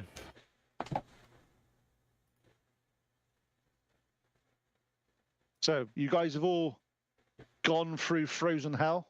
You have destroyed the Frostvein rune. Tim, let me just find something a second. I'll just send you a message a minute. So give me 2 seconds. Ooh.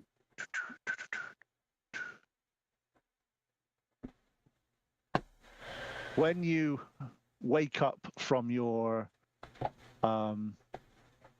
slumber, you were a little bit tired. You fell asleep slightly.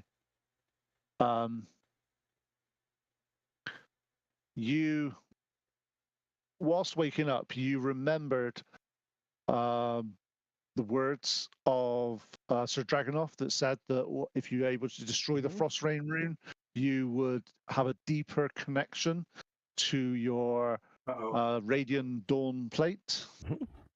Oh. As you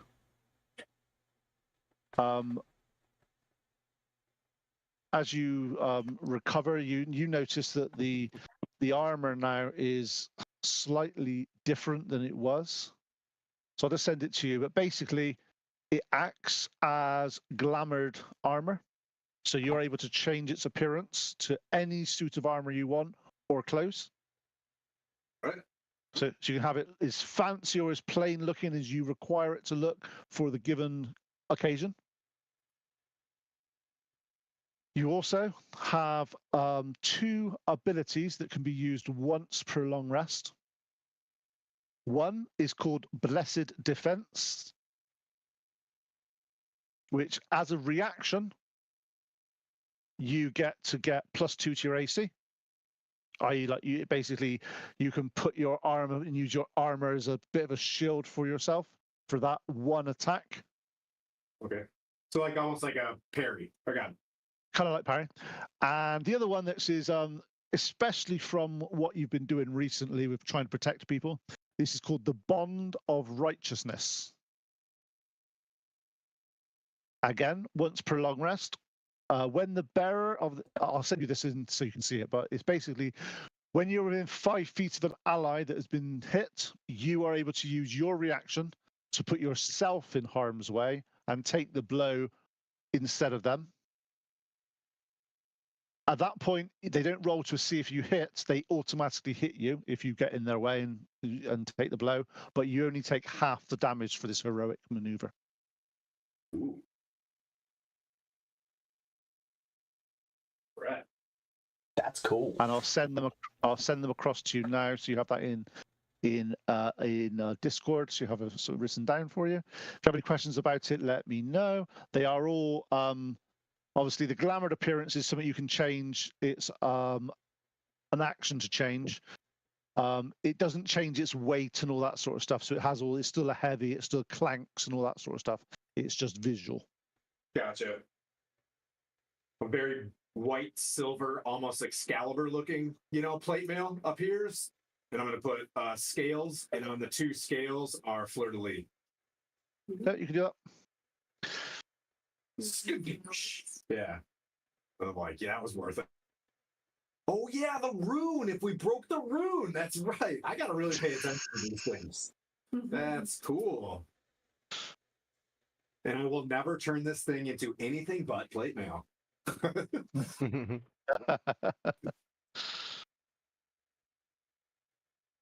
That's cool. Okay. So, combat aside, it seems to be a lot more peaceful here. You're hearing still scraping and sounds of Yetis climbing out and just vacating. Now we can't communicate with the Yetis, can we? I thought, is that part of the stripe in our head? No, the stripe was just there. You were marked by the Yeti chieftain. They speak with, okay. I'm speaking, yeah, I don't know. You've obviously done something good. Hopefully something will come of it. Yeah. Well, we got a free keep, guys.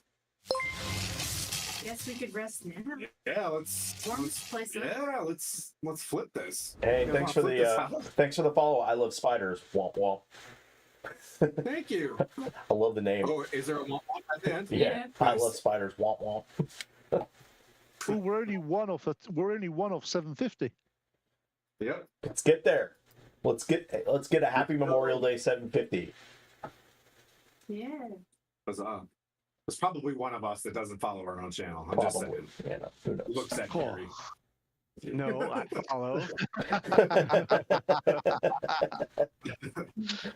Cool. You guys want to take a rest here and head and get that tribe back to Mirabar and say, hey, Definitely. you guys got a whole keep up here. You know what I mean? To hang out. Sure.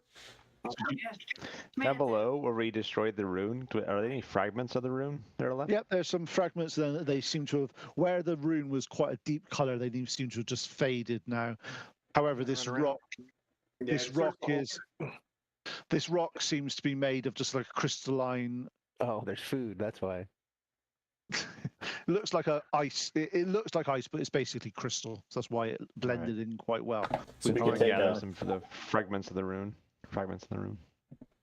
A rubbing, you mean? yeah, take a rubbing of it. Or rubbing. Yeah. Should be. Parchment. Stop it, Hero. Stop it.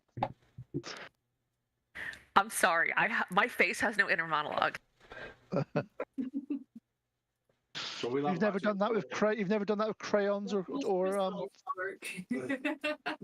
just saying the description did not match the action being accomplished. A rubbing?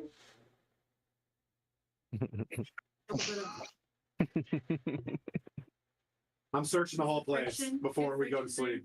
That's my thing. I'm turning every stone, checking the frost giants outside for stuff. Okay. All the things. as you go through all the stuff, Hang you with him find while he does that. it's because you don't need to roll for this because you're going to spend as much time as you need to doing this, so it's fine. You managed to sort of put together 60 gold and 50 silver, and you find a couple of frost great axes which look like they've had better days. They just don't look particularly well done. And they got various bits of hide with bits of corroded metal on there that seems to have that you kind of must have battered the hell out of when you beat them up earlier. Good. All right. So 2 of them? Take the frost giants, push them over the cliff, clean the place up, rest, and we head back to Mirabar. What do you guys think? I'm in. Yes.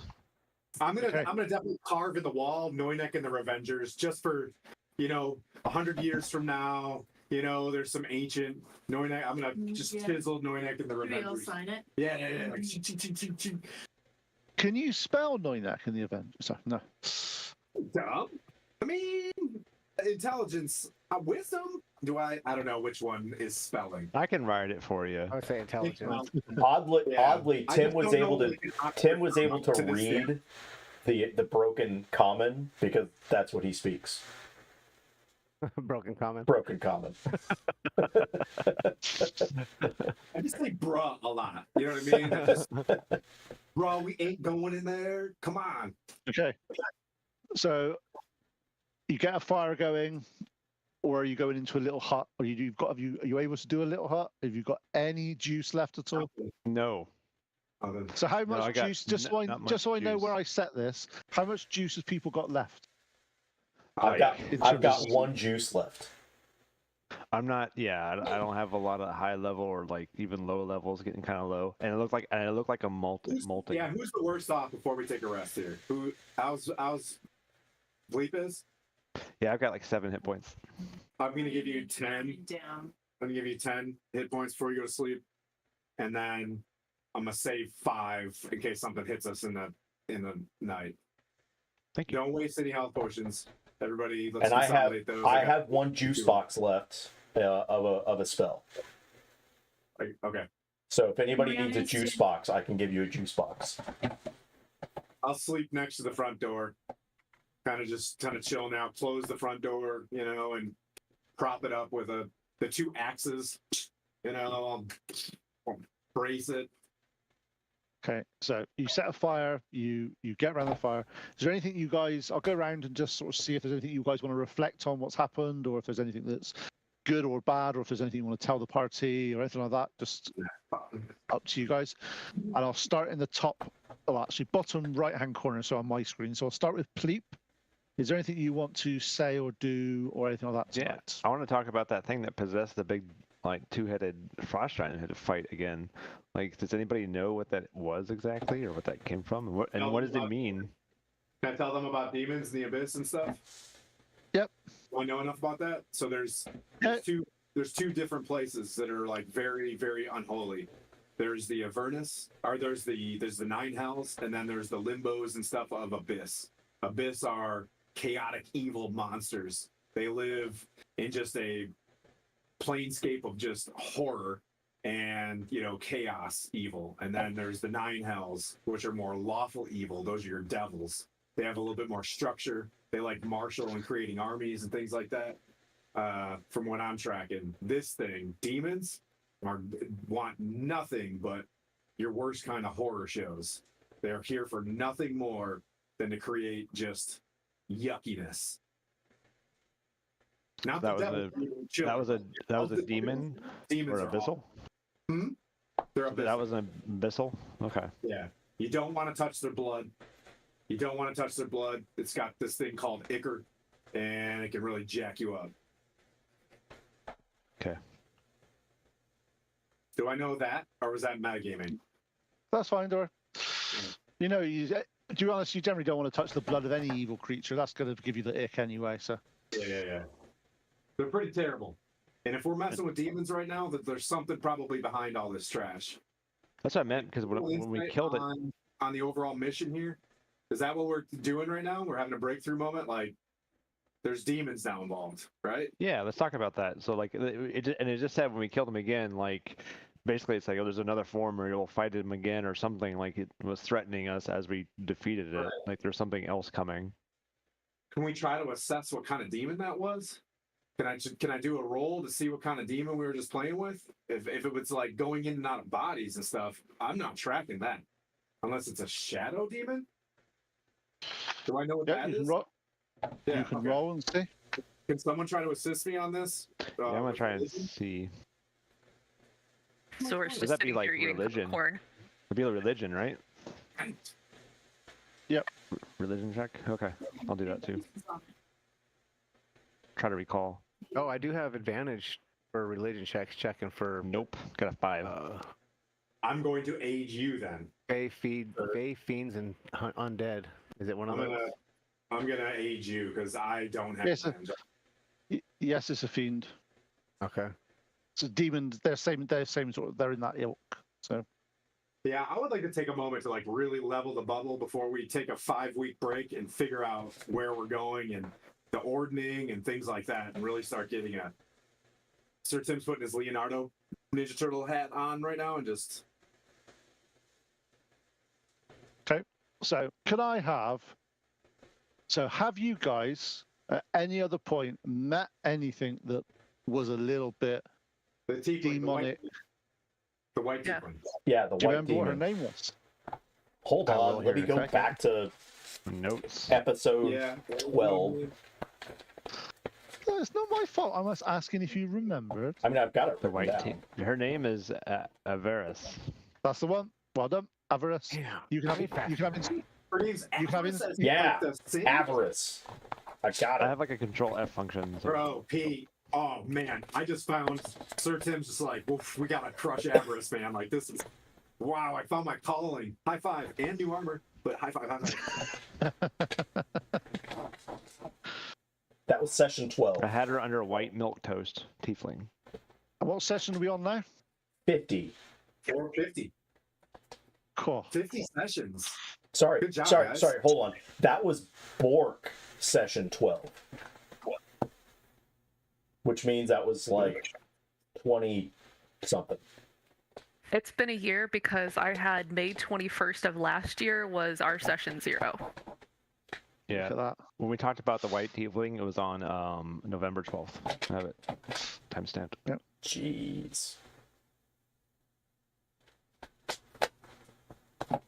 So you do remember that Avarice escaped, and she did say she was going to keep an eye on you and various things, but she definitely had like a demonic aura about her. Must say to Bork, like, we need to transmit a really solid, message before the evening passes, and then be like, wait for the morning so we can get a good 50 word message out. You know what I mean? Like, so kick it out, and then like break, hit. We'll use military terms. We'll hit break, and then the next one will come through. Nice. Roger. Okay. Anything else you want to do, Bleep? That's it. That's it for me. Thank you. Okay, cool. So you're just gluing a few things together that there's definitely been more demonic activity up here, but not as much. This is the first major bit you've seen since you met that Avarice character from the keep. Interesting. Nice. Zora, you're up next. So Zora is just kind of like derp. I don't really know much about demons. I barely understand the explanation that Tim just gave, other than like demon bad, Scariest possible environment. Revenger's good. Yeah. Demon bad, kill them. There you go. That's all I need to know. And that's about all like she's got, right? There's 3 brain cells, and they're just sort of bouncing around in her skull like the toaster screensaver. Okay, nice.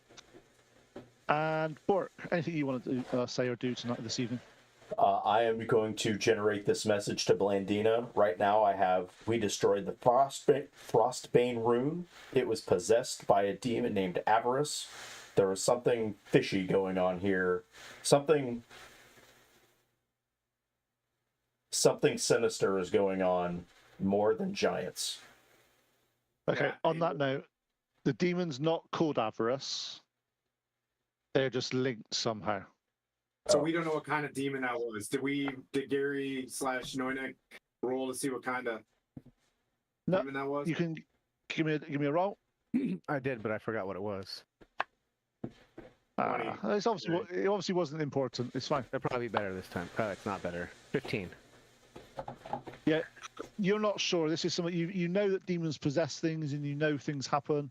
However, it's not something you're too au fait with at this point in time. Maybe you need to talk to somebody that may know more about this than you.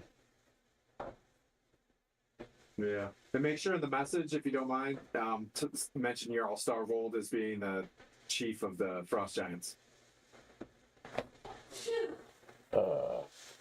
Jarl. Stormhold. Stormbolt. Jarl and Storm Costco, whatever. They're gonna put 2 and 2 together. They're smart too. They got 7 in their party. Look for giants dressed down. Not trying to Okay. get relative. So you're doing that. Noinek, anything you have planned today, this evening? No, basically I'm just gonna kind of lick my wounds, clean my gear, tuck away in a corner, recover a little bit and kind of try to settle things in my little nugget. Okay, so you do that. You sort of sit down for a bit, concentrate a little bit, get yourself together. It's been definitely the danger's been ramping up. It's definitely been a lot more at the seat of your pants. You've done well. So, and we go to the next review. Tim. Oh, we're at the end. Okay. Let's see. Oh, because he's going around that way. Yeah, you'll be next. So we passed the message. We didn't discover what kind of demon it was. I think if we go back to, we need to mention tomorrow about this good giant named Harshnag in the next message. I'll give the gold and the silver to Pleep and say, you know, for your spells and stuff. And then try to. Can you craft stuff? I don't think I have to. I don't know what's Or can you craft stuff? What do you want crafted? An amulet of tear. And then I'll try to bless it on my own. I can. You make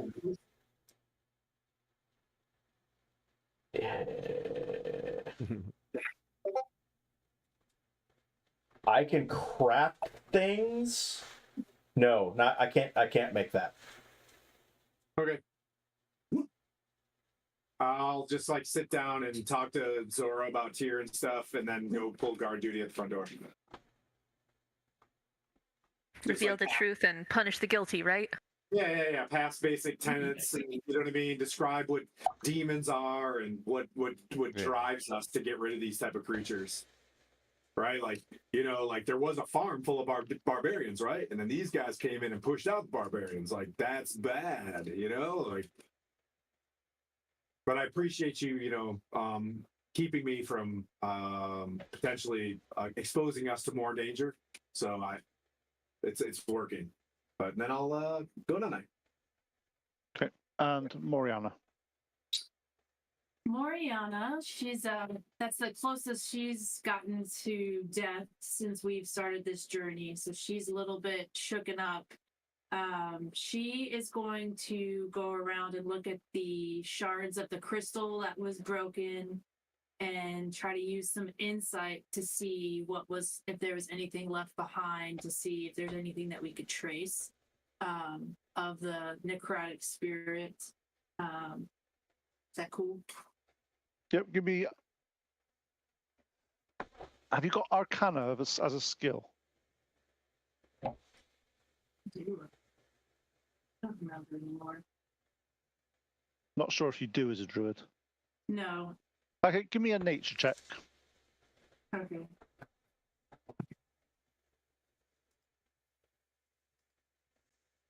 That would be a 17. You definitely sense there's something unusual about this stone that it was held in, and it might be worth taking it to somebody more experienced in the arcane arts that are in specifically in trapping or is in controlling entities of some kind to see what they can find out for you. Pieces and throw it in my backpack. And then I'm gonna brew a cup of tea with the leftover herbs that I have in a pouch, and I'm gonna walk over to Sir Tim while he's on guard duty and hand it to him and express my gratitude for saving my life and taking one for me. Okay. And as you start to settle down, you go down to the evening. One last moment together before you head off into your various sleeping bags. The party, you stare into the dancing flames of the campfire. The flame flickers and shifts, forming an eerily ghostly image. A soft, disemboweled voice emerges from the cracking embers, echoing with a chilling resonance. Ah, my dear adventurers, how delightful it has been to observe your endeavors. You have proved such exquisite entertainment. But do not be too complacent, for our paths are destined to converge. I eagerly anticipate our inevitable meeting. Until then, beware. There may be other creatures lurking around for you to release. You recognize the voice as Avarice. The fire then abruptly returns to its natural state, leaving the party with a lingering sense of unease and anticipation. And at that point, we'll have a break until 1:15. Huzzah! Yay. Holy crap. Nice. Yeah, I don't think I could sleep. Lots tonight. going on. Yeah. All right, everybody. We'll be back in 15 minutes. All right. See you guys soon.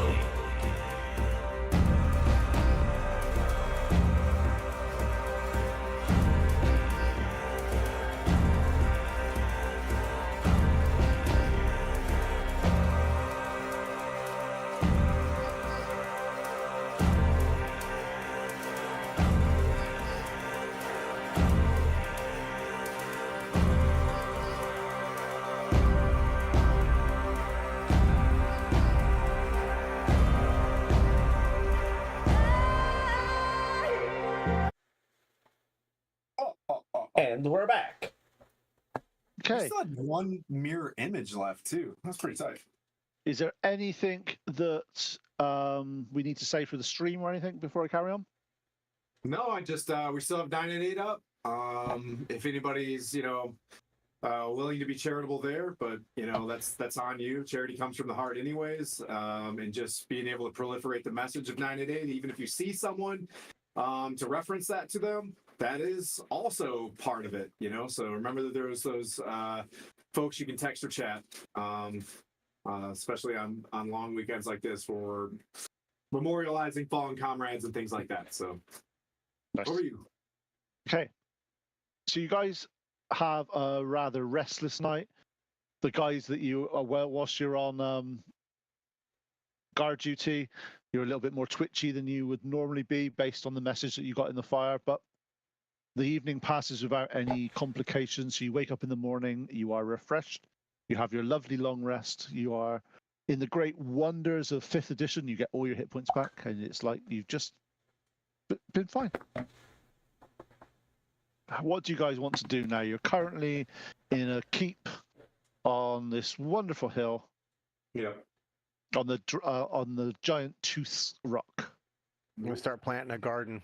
We're gonna live here forever. I can imagine Moriana probably approves of that route. Roll up the bedrolls and start hitting the dusty trail back to Mirabar. Yeah, let's go back. I Okay. have the heebies. The heebie-jeebies? Heebies. Yeah. Okay. Give me 2 seconds. I need to look up one thing. Is there anybody in Mirabar that would want to know about the demonic? Yeah, Conrad's there. I mean, we can tell anybody. Demons are terrible. So if you got these things in your backyard, I'm going to go tell, all of the high priests that I ran into, and I know their names because I wrote them down. I'm going to go talk to Fenris and get him back. Fenris is the barbarian that runs that tribe. You need to get him back in town. Silver Anvil has Thalmor. Lindro Willowbrook is a shopkeep. Okay. As you are, it takes you 2 to 3 days from here to get back to Mirabar. Zora, could I have a wisdom saving throw from you, please? Are you bagging me? Jesus. 1 second. +2 to save next to me.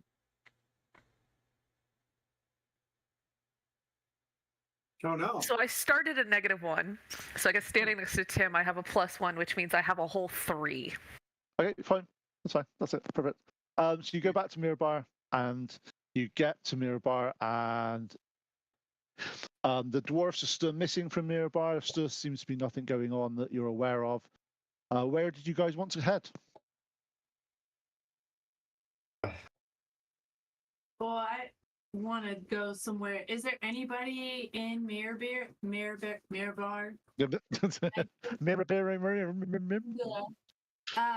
The wine is heavy on my tongue right now. Where they could look at the shards that I have from the crystal. Anybody like that here? Well, there was a few shops that you had been to before, if you could remember what they were, or someone else in the party could help you. The silver anvil and the emerald flask. Wait, emerald flask is a bar, probably. Silver anvil built some stuff. Where was that? Pine Tree Studio, No, just a the Lustry Moon Silver, emerald flag. Everlyn Spellweaver, the Arcane Scriptorium. Yeah. Whatever. Don't even give me inspiration. No, I give you the thumbs. I give you the. Oh. It's just. Don't get mad. Don't stay happy. Happy DM. So do you remember who ran the Everlyn Spellweaver. and do you remember what do you remember about this Stone Reaver? Where are my notes from here?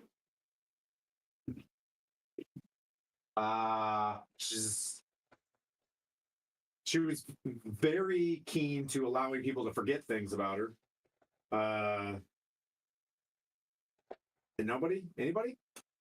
Sorry, I'm looking. I'm not as fast with my notes as you guys are. Takes me hours. No, I'm just trying to see if you guys remember. Pleep may remember because it was a little bit more aimed at his direction. Stone. Really liked Stone being Reaver? a bird. Oh, she wanted to learn more about him being a bird. Yeah. Oh yeah, that's right. And I performed for her. She was like a she had dealt with scrolls, right? Yep. I gotta find Durham Forge Heart. That's where I'm going. I think. Okay, so you head back Spellweaver. to the, you head back to Spellweaver's Arcane Scriptorium. I clearly did not write any you of head that back to the down. Arcane Scriptorium. Okay, so Evelyn Spellweaver, she's an elf. As you walk through the door, her eyes light up at as Pleep walks through the door. As you remember, Pleep, there was a picture behind her counter of one of your race with some other various things going on. And Oh, that's me various things. now. She has a picture of me Yeah. now, right? Well, it looks a lot like you, but it's a depiction of We your. also gave her a bunch of the jewels from the Raven Eye too. Yep. And she sort of goes, is it? Just to make sure I got this right, she goes back. She's Loinek and the Revengers. That's the party that I've got here, and you must be Pleep, one of my favourite customers. How can I assist you all today? Give a slight bow.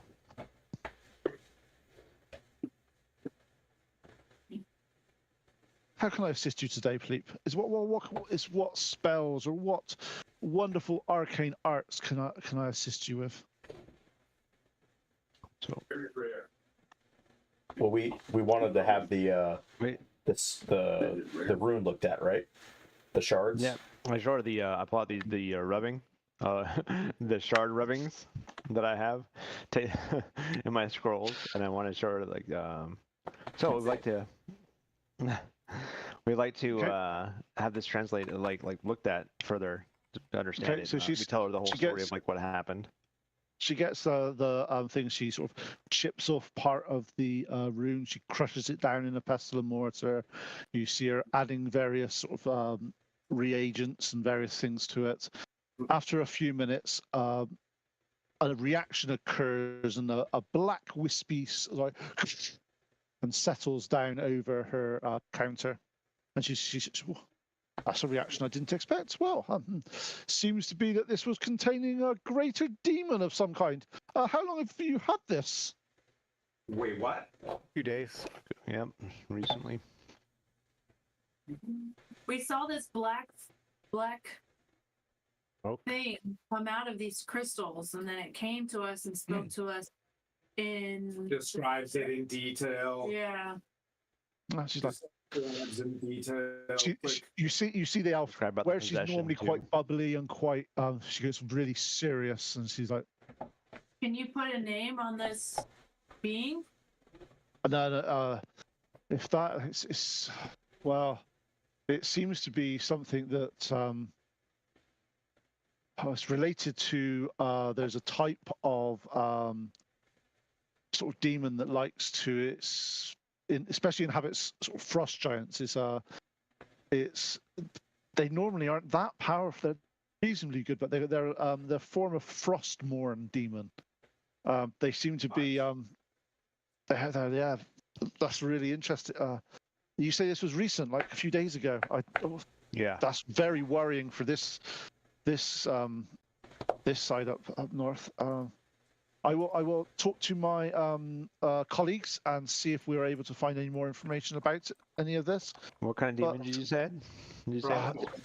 Frostmourne. Wait, so we didn't kill it? Wow. Demons are an interesting species. You banished it. You would have gone back to its natural plane. However, they can be resummoned sometimes, and they can come back after a period of time. And depending on the demon, that can be anywhere from 5 years, 10 years, 99 years, depending on what happens. But they're 100. All right, Salvatore rolls copy. but there's some cases that even banished demons are able to be resummoned back to this material plane. Wait, that's some shit. All right. Right, down. Bullshit homebrewed demon.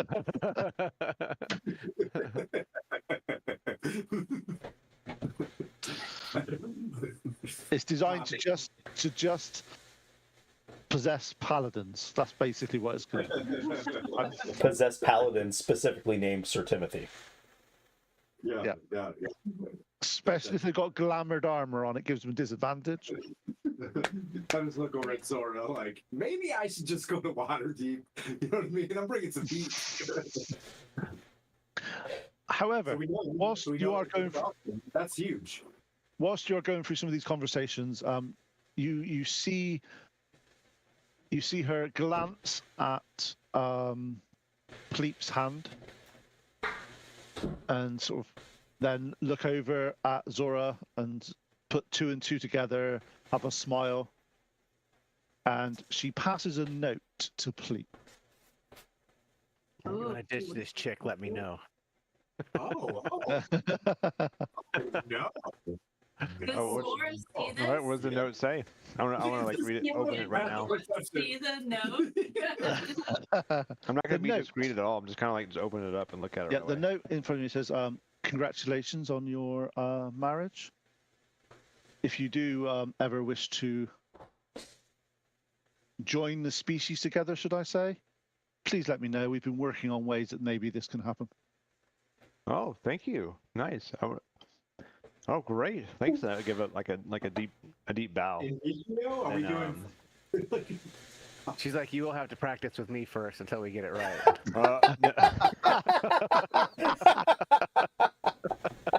It's for research. That's the caveat. It's just science. Need to like roll for initiative. That's what people like it. Oh, Get the information first. Before it goes back. It's for research purposes only. Going in the social realm and just kind of with head.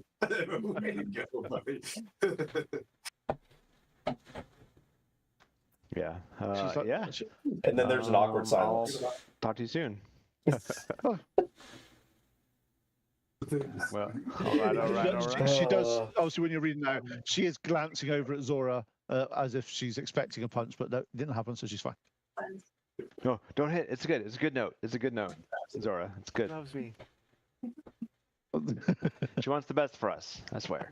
Badger. I know you can't read, but I'll describe it to you. I True. could say anything and she'd believe you. Yeah. Are you gonna lie, Pleep? Because it's a deception check otherwise. No, I'm not gonna lie. Okay, just check.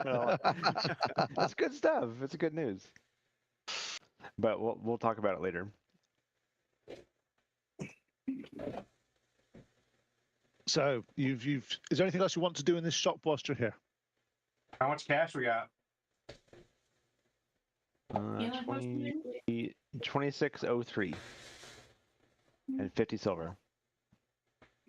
Some oil in the water. Think so? Are there any spells that you're after? Do you have Misty Step? Do not have Misty Step. Hey, I would definitely find that little guy.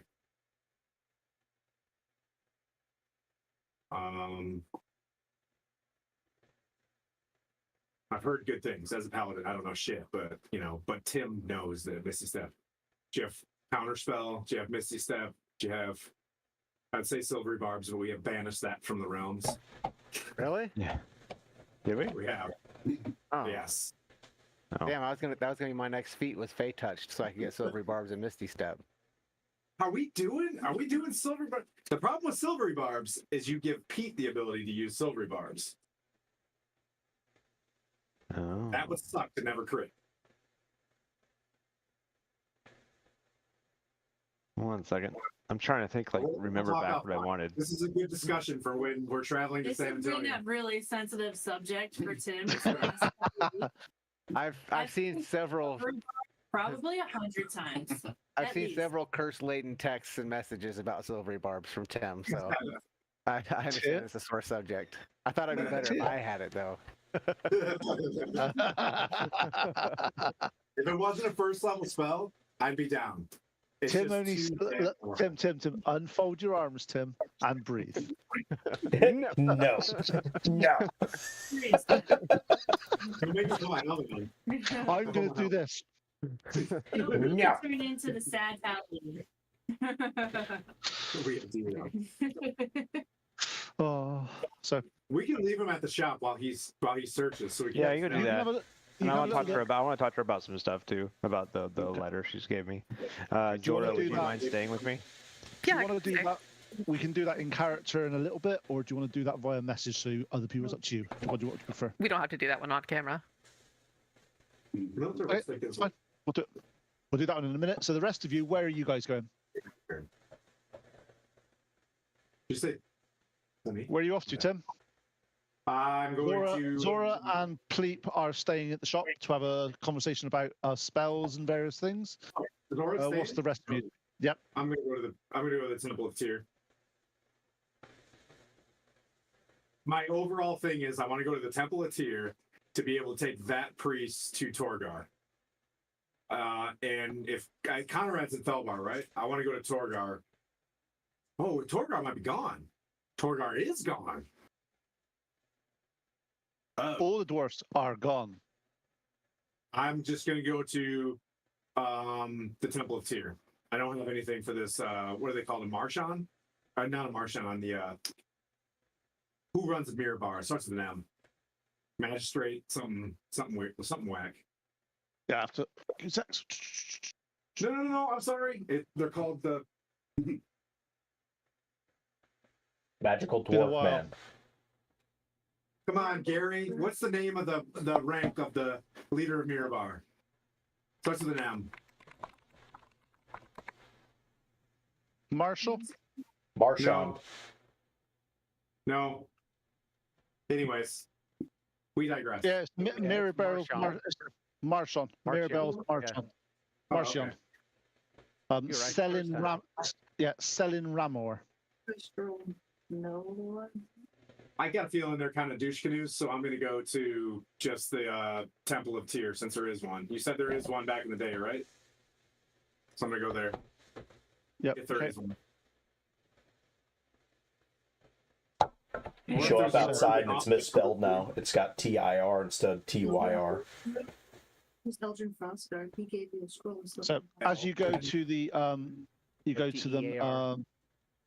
yeah, she's a member of the Lord's Alliance, and she welcomes you. I heard that Noynek and the Avengers have passed through this mirror bar on many occasions. I know that Conrad and other people have been dealing with you. I apologize that I haven't been here in person, but it's been we've had a very turbulent times in Mirabar, especially with the incursions of the frosts and the frost giants and various things. It's been rather trying. How can I assist such noble adventurers? Well, great news. We've been assisting you. So despite the I know. fact that you some dwarves, we've pushed back a frost giant incursion to your north, and the folks, and I'll allow you, as a gesture for your leadership, to tell Fenris that the problem has been solved in Icewind Hamlet. That's a very fine gesture, but something that I have always done, and I'm a fair and just ruler. I do not take the limelight from anyone. Oh. I will say that it was definitely Noynek. I may say that on behalf of Mirabar, you achieved this, but you guys will be given the credits. I like her. And I look over at, I'm like, wow, and you're a Marshal of Mirabar? You know, we've heard some bad things. There's this dude named Ari Salvatore. You know what I mean? Like, Yeah, but anyways, He gives us a bad rep. He really does give us a bad rep. Just saying. Just oh no, we're not getting into that lounge. But so there is issues, right? So the ordning is broken for the Giants. The fact that Tiamat was just defeated, your dwarves being gone, you are extraordinarily vulnerable right now. We are going to continue our way to try to find a place called the Eye of. I look at you guys to get your buy-in. I don't want to step on anybody's. We need to find the Eye of the All-Father. If anyone here, any one of your soothsayers, your vast libraries, can help us on our way to either get to there or the lair of Jarl Stormbolt. We still looking for the 3 pieces of the Ring of Winter? And the 3 pieces of Ring of Winter. I look over her like, thank you, because you're way smarter than me. I'm just going to keep saying words. So, any information on Jarl Stormbold, the 3 pieces of the Ring of Winter, which I'm assuming this guy's probably got it. He seems like a... And... Wait, I mean, that's give me the best thing that we can do in this region to help Mirabar. wouldn't right? the Get Jarl into the be Jarl in Star- Svardborg? Well, we don't know that. Oh, No, we do. are you putting... I'm are putting we 2 doing and 2 insight? together. Do you know where Svardborg? Do you know where Svardborg is? well. First of all, These are all the different places it could be. Then I'll- 2 seconds.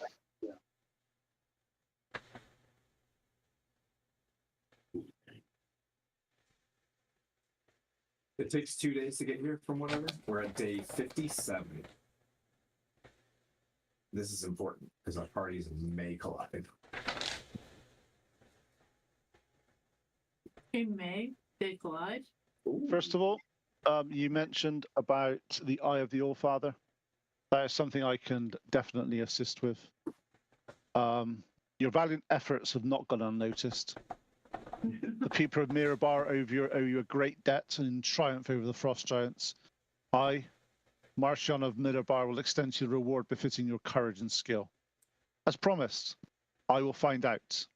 The Eye of the Allflower, it's something that we have heard of here. It's been talked about in many occasions. This is a place of ancient giants' power and wisdom. You must travel eastwards of Mirabar, crossing the river Surburn, and follow the river's northern bank until you reach the foothills of the spine of the world. The journey will be perilous. The train will be harsh. However, looking at you, I see you are no strangers to the cold north. Oh, thanks. Once you reach the foothills, seek the hidden path that winds through the mountains. Nobody can It see is- here. It is an ancient trail known to few and marked by the remnants of giant runes carved into ancient stones. The path will lead you to the valley of Keldron, where the entrance of the Allfather lies concealed. I do not know how it's concealed, but that is what we've been told. But that will help you as much as I am possibly able to for the Allfather. The only thing I will warn you, people that have gone forth to search for the Allfather, if they're doing it for nefarious or for personal gains, they've never returned. What's her name again? The lady I'm talking to? Celine Ramor. Just SELINRAMUR.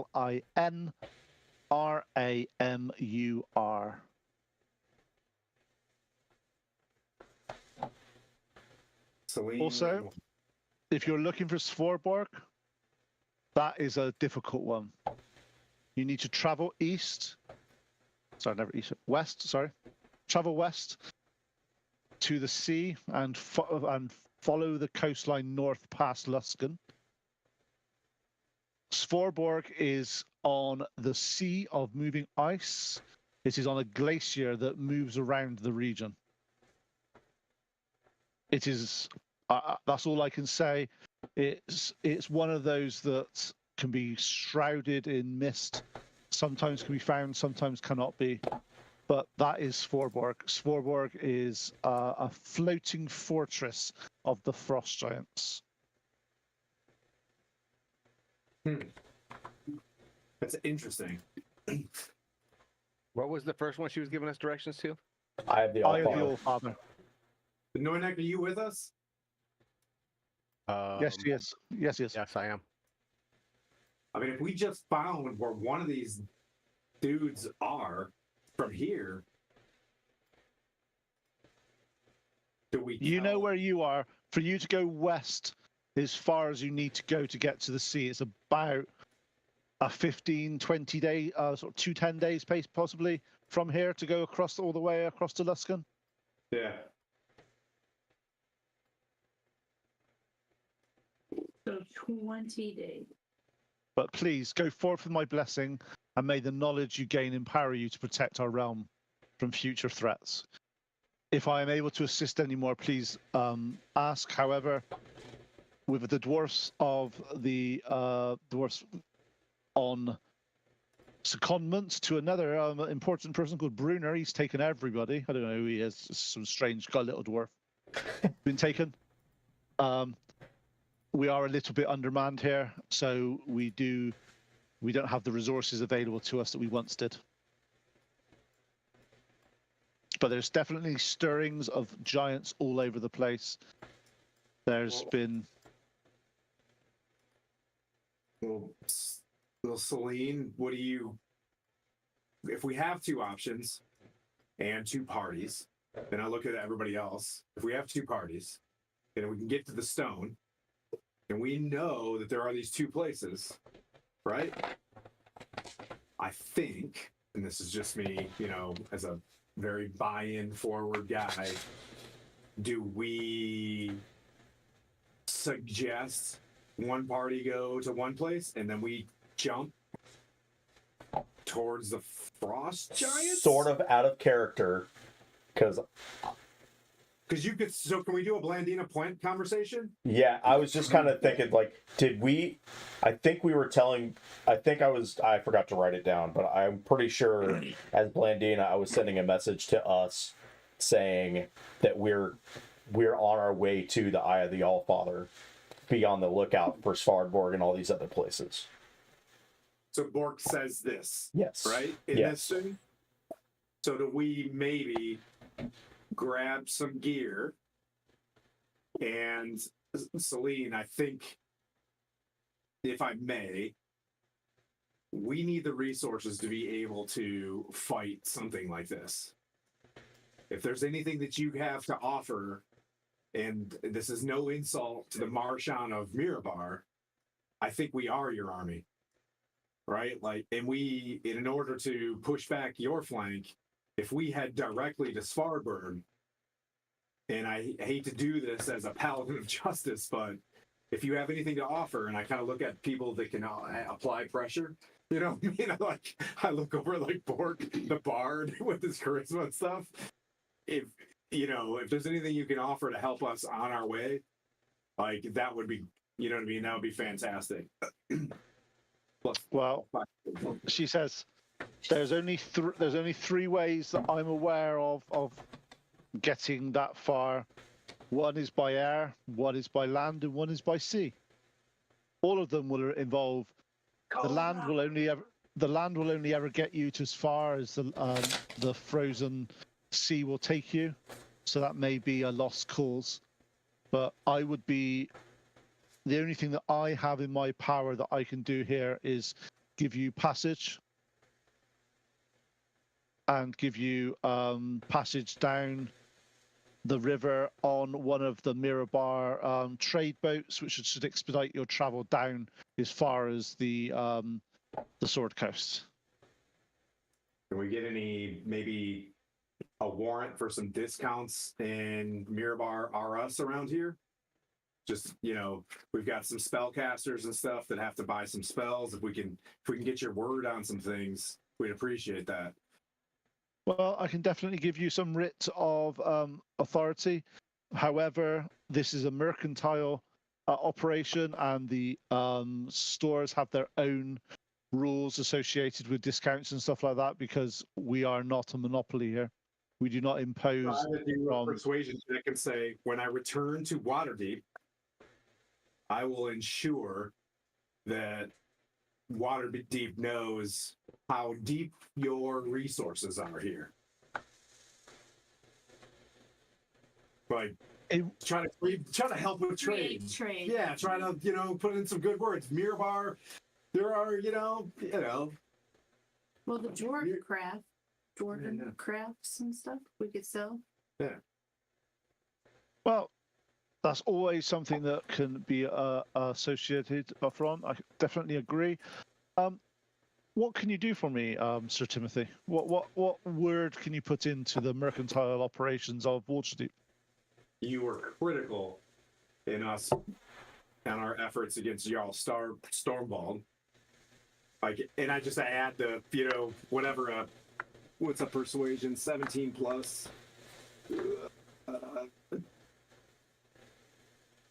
23. Words. I don't business good, math, science. Basically, I'm speaking in terms of justice, like you guys helping us out. I could definitely do something. It's just Mirabar is a far distance away from Waterdeep. We very rarely do any direct trade with them, mainly because even as the crow flies, it would be stupidly fast. Even by dragon or griffin, it's nearly 8 days away. And we can't travel that much. But thank you. I will. Anything you can do. One thing I can say for you, though, if you are looking at going to Luskan, from here to Luskan via boat, I can provide the boat that will be able to get you there, and you can get there in. If I instruct my boat to not stop and to lose trade, which is something I'm willing to do for heroes such as yourself. Normally, that would take 6 days in a keel boat. However, I will tell it not to stop, not to do any mercantile operations on the way, and that will save you 2 days. So 4 days from here to Luskan. And I can give you a writ of, I will pay for your sea ship from Luskan to the Sea of the Frozen Ice. However, isn't there any damage? There's griffins in Fireshear, right? I honestly don't know. That's a bit far outside of my jurisdiction. But out of DM wise, yes, there is some griffins at Fireshear.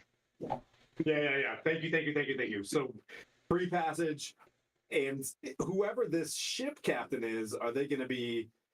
We need one that's going to want to search for this thing, right? Yeah, I will send a name to you via our operative that will appear. It will be in Luskan's dock whilst you get there. I need to do some research and talk to my my council to see if there is anyone that names that they are aware of. If you say hi, Captain Kurth, I'm your best friend.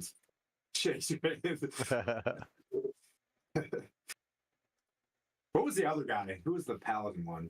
Forgot already. All right. Well, thank you. And I won't waste any more of your time. And you guys have any questions? Did we make out like a champ?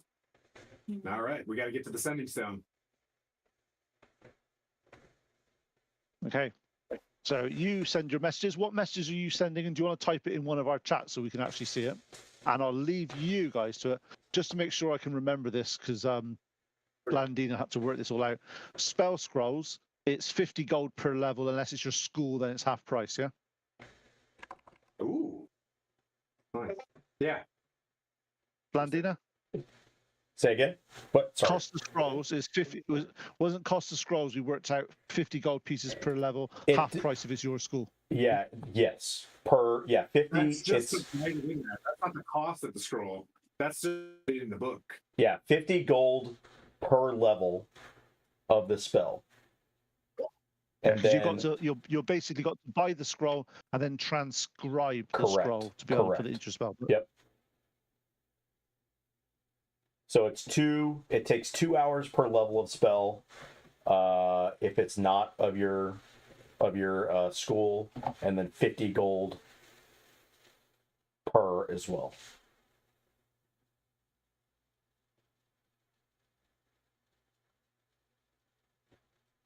Yep. So basically, I'm gonna just work this out a minute because it always takes it. It's one of those annoying things. It's never quite where you want it to be.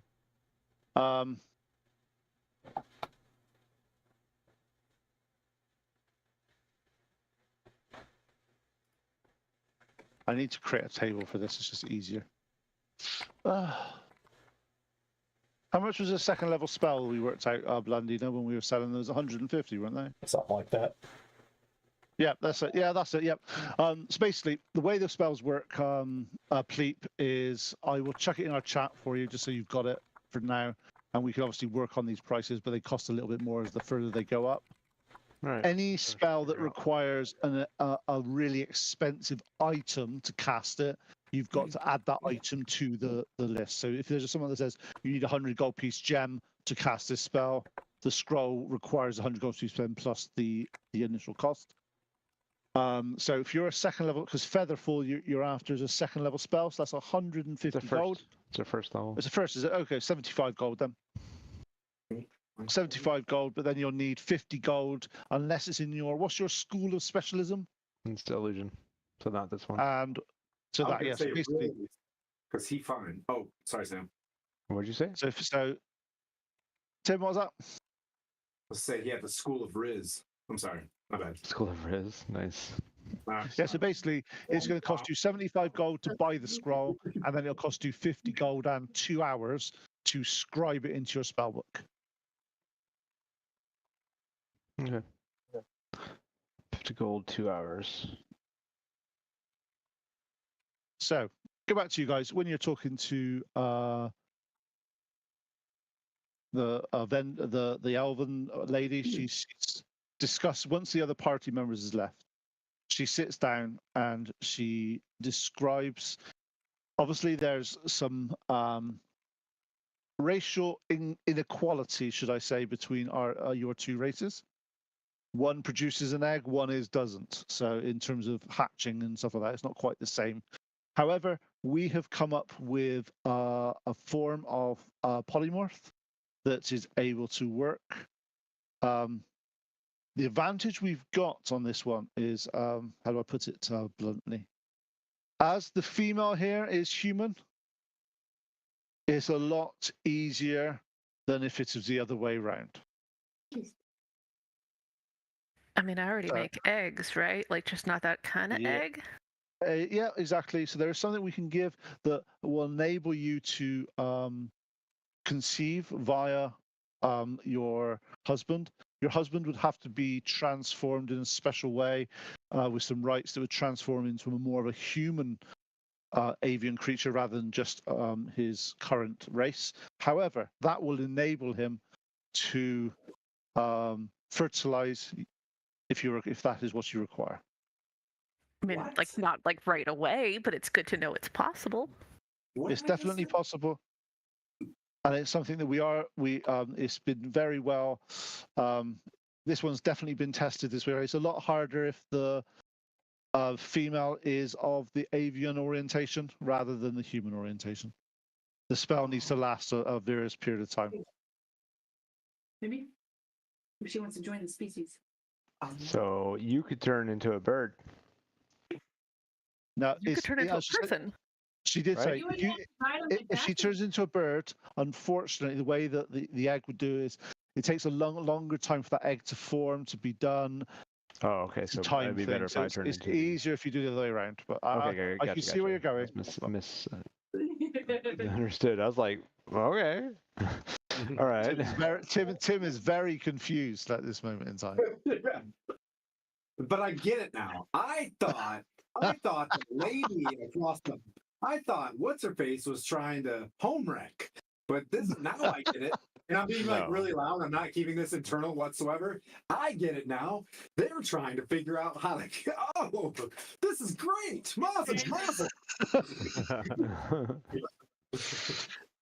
It's hard work sometimes. It really is hard work. Yeah. I could add blessings and you could add, dirt and flowers. This is great. We could all work together. Flowers. Come on. Make them a nest. I could play mood music. This isn't a group like activity. Just hide in the shadows and watch. and Noynek just watches in the corner. What just happened? Yeah, just hide in the shadows and watch. It's not creepy at all. I'm putting up a tiny hut, and the only people that can go in is going Well, to I be think it's, Dora. what you got to remember. What you got to Like, that's remember it. though is you don't know that Noynek's never watched because you've Right. never seen it. Yeah. His first conception. Yeah, tiny hut, and just Dora and I. Oh, That's it. man. Everyone else is banished. Well, interesting. So, whilst you're in Mirabar, is there anything else you wish to do? Are you sorry, what was that, Tim? I want to go to the temple of Tyr. Okay, cool. Hang on Give me here. a second. I need to just run to my notes. But I want to bring Zora.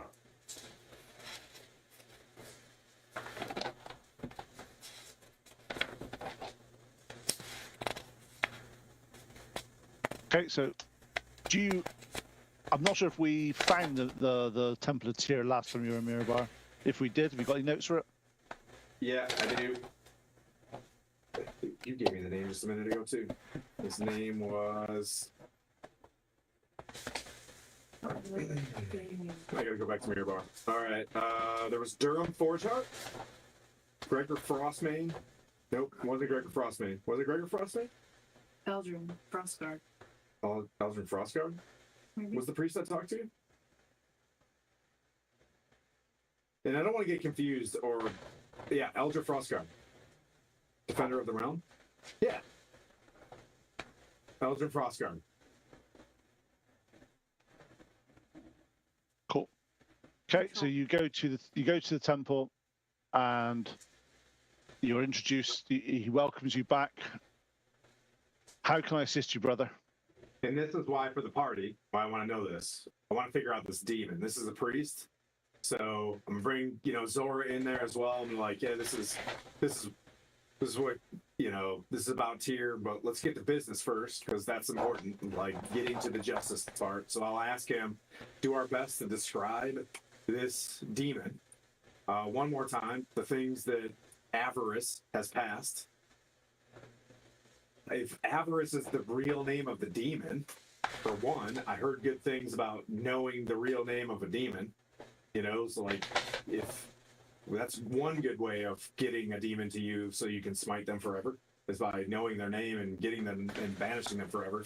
But I just want to, for all intents and purposes, download this information, to the clergy, letting them know the threat that's going on and how I can tie this into metagaming the campaign. Right. So you talk to them. You go through there. They're very concerned about the appearance of demons in the frozen north. It's been many years since they've heard of a demon of this caliber appearing. The last one was many years ago, something to do with some crystal shard and stuff like that. Yep. Some weird ass shit that was happening up north. However, finding a demon's true name, that is the $1 million question. That's so hard to be able to do. We can find out some information, we can see what we can do, but it's something that they keep so close to their chests that they very rarely, especially us mortals, will ever know. All right. Okay. I ask him if. Listen. We will definitely keep an eye out and see what we can hit the scriptures and find out if there's anything else we're able to do. But And the fact that you guys managed to send a demon of that caliber back to its home, that is a great day. And by the way, very nice looking armor, Sir Timothy. glamorous. I'm gonna grab Zora off to the side a little bit. I'm gonna walk her back a few pews back and just kind of whisper to her. I was like, if you have feelings about Tyr, and for any reason whatsoever that you wanted to take this path, this is the priest here that could potentially bring you in and pass you an amulet themselves as a holy symbol.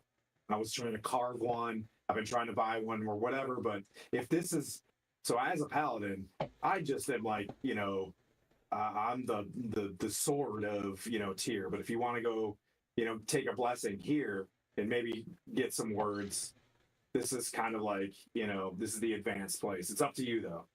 The whole point is I'm making sure that I'm not trying to put her on the spot like whatsoever. I'm like way over here, and if you don't, we can always come back later. It's up to you. No, blessing, cool, man. Like if you're the sword, I can definitely be that shield. You know me, meat shield. And if they want to bless me to help Tyr by being a better meat shield, that sounds awesome. Also, like the whole like fighting for justice thing sounds cool, man. Thanks for all the information you've passed me. Like now that I know more, like I think this is the path for me. Zora the Barbaladin? Yeah, so and maybe we'll get tattoos together since you're big into that with Pretty the bear cool. tattoo. Maybe we go get tattoos before we leave of like justice symbols. That'd be pretty tight. Did you say you want Yeah, more like- bear? More bear. More bear. So I bring her up to Eldrin and I mention that like, hey, there's a here's a new if you can pass some sort of blessing, she'd like to take the path of Tyr. So she starts. Right in the chat GPT. He sits down. He gets amulet. Please hold this amulet. You notice it's a very similar amulet to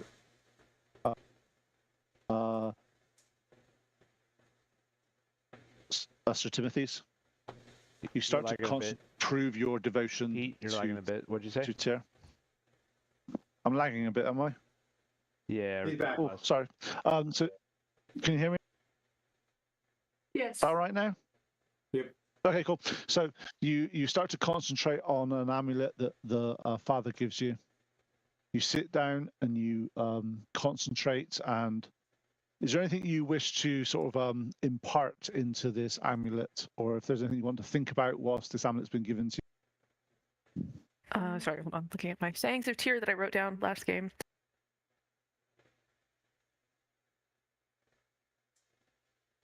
I think the righting the wrongs is probably the part of this that I feel most drawn to.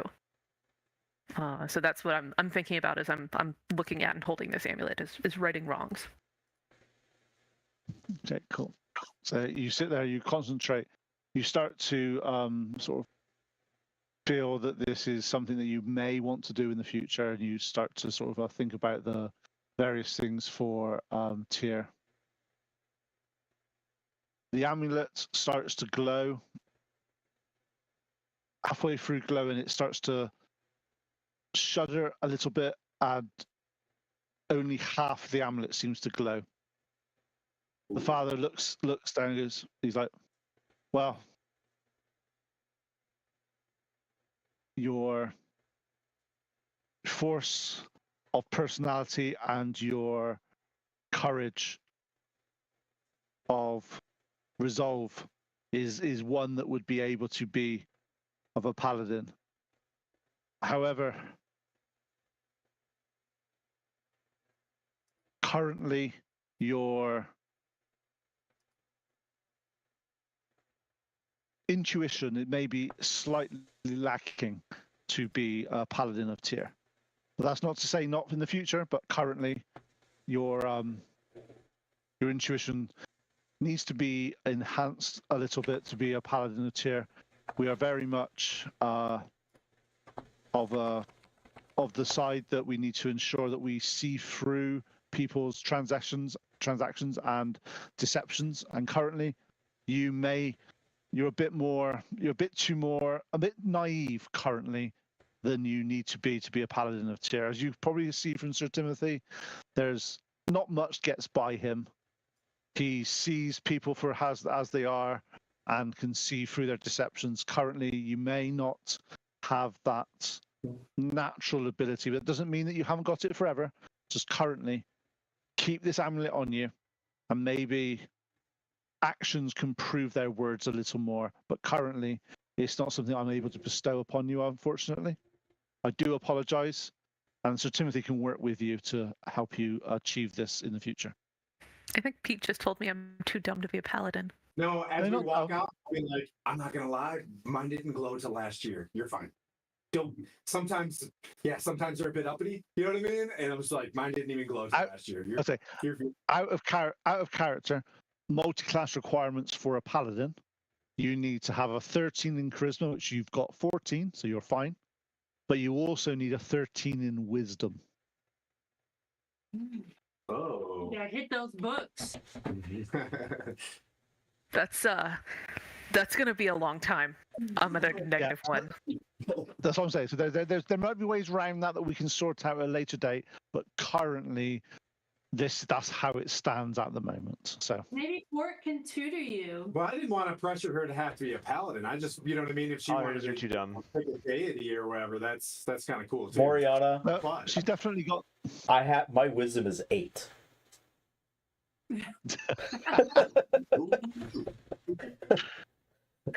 Okay, maybe Moriana will tutor you. So just a sec, but Okay, you so can once I learn definitely- to read, maybe we can talk. No, you're actually not stupid. You've got 11 intelligence.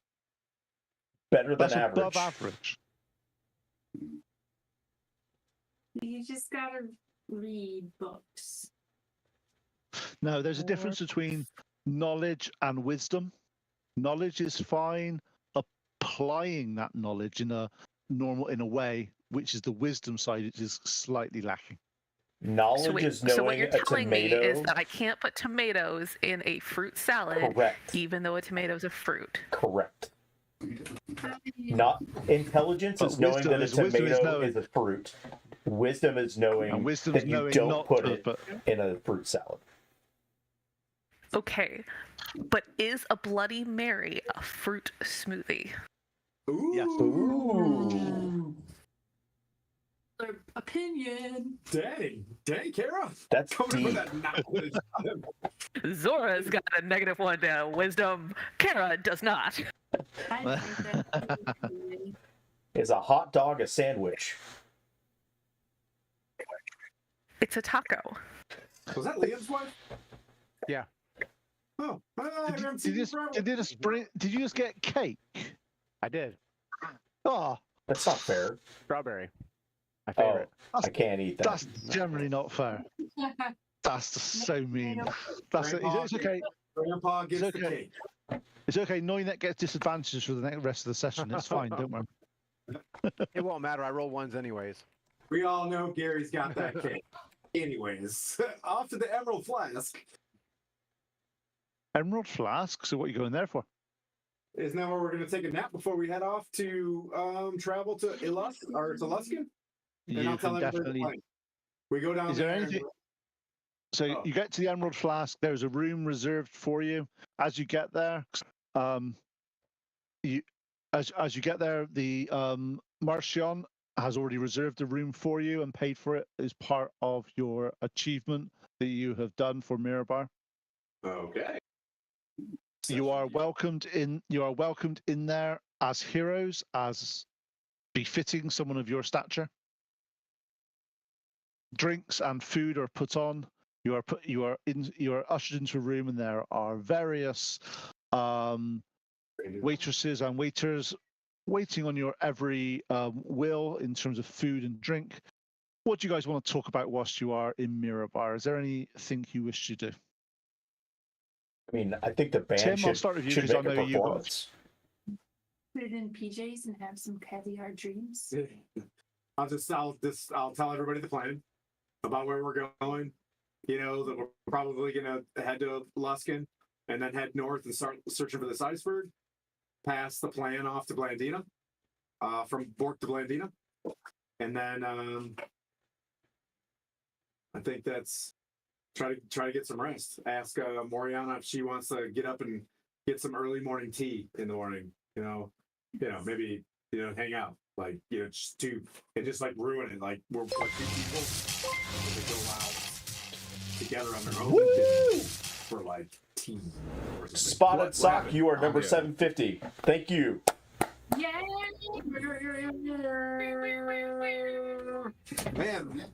Man, we're on our way, guys. We're on our way. Thank you so much. What a good thing. Thank you so much. Heck yeah. Oh, we lost a dude. We lost Okay. Caro. Okay. Okay. No, haven't lost anyone. No, So, there's As the you night- are, anything else you doing, Pleep? Yeah, I was gonna say for the night, I was gonna grab Zora and we're gonna go and get some bread rolls and then go make a tiny hut like somewhere outside of town in a clearing, away from everybody, and only us can be in. What do you think? as you guys leave, I'm like, wink. Like, I can only imagine that Tim and his love of marriage and family, his little heart is just exploding right now. This is like, I'm just saying it would be incredibly inconvenient for Zora to fall pregnant right now. So, like, I'm maybe gonna that's I'm gonna cast maybe we're bless. just practicing. You got 10 minutes. Hurry up. Bless. Yeah, don't do that. Advantage. Because I don't want to be the type of the DM that if she falls unconscious or gets mortally wounded, that there's any complications. I don't want any of that to happen. Oh, Yeah, Yeah, man. like, let's Then just we need to have it. sidestep that whole problem, Yeah, and we'll exactly. just I say don't we're want- I don't- practicing. Yeah, I don't want any of that to happen in this stream. Okay, I don't want to be completely and utterly beaten by everybody, and quite rightly so. You killed me twice in one session. No big deal. Okay, so during the rest of the evening, you, Tim, you receive a note from the Marchon, and it is seek Torvik Iron Fist of the Frozen Fang in Luskan.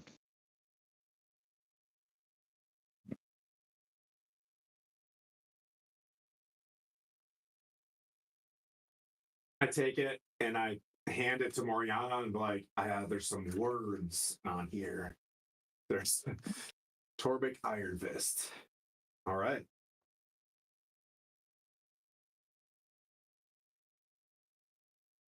Should we libate and just hang out and then go to bed? Yeah. Is there anything else you wish to do this evening? I know Bork was on about putting a band together or something. I mean, we are the band. We should probably do a little performance. Play the horn. Yeah. We should give the people what they want. Yep. Super hungover tomorrow. That's not Tim's horn.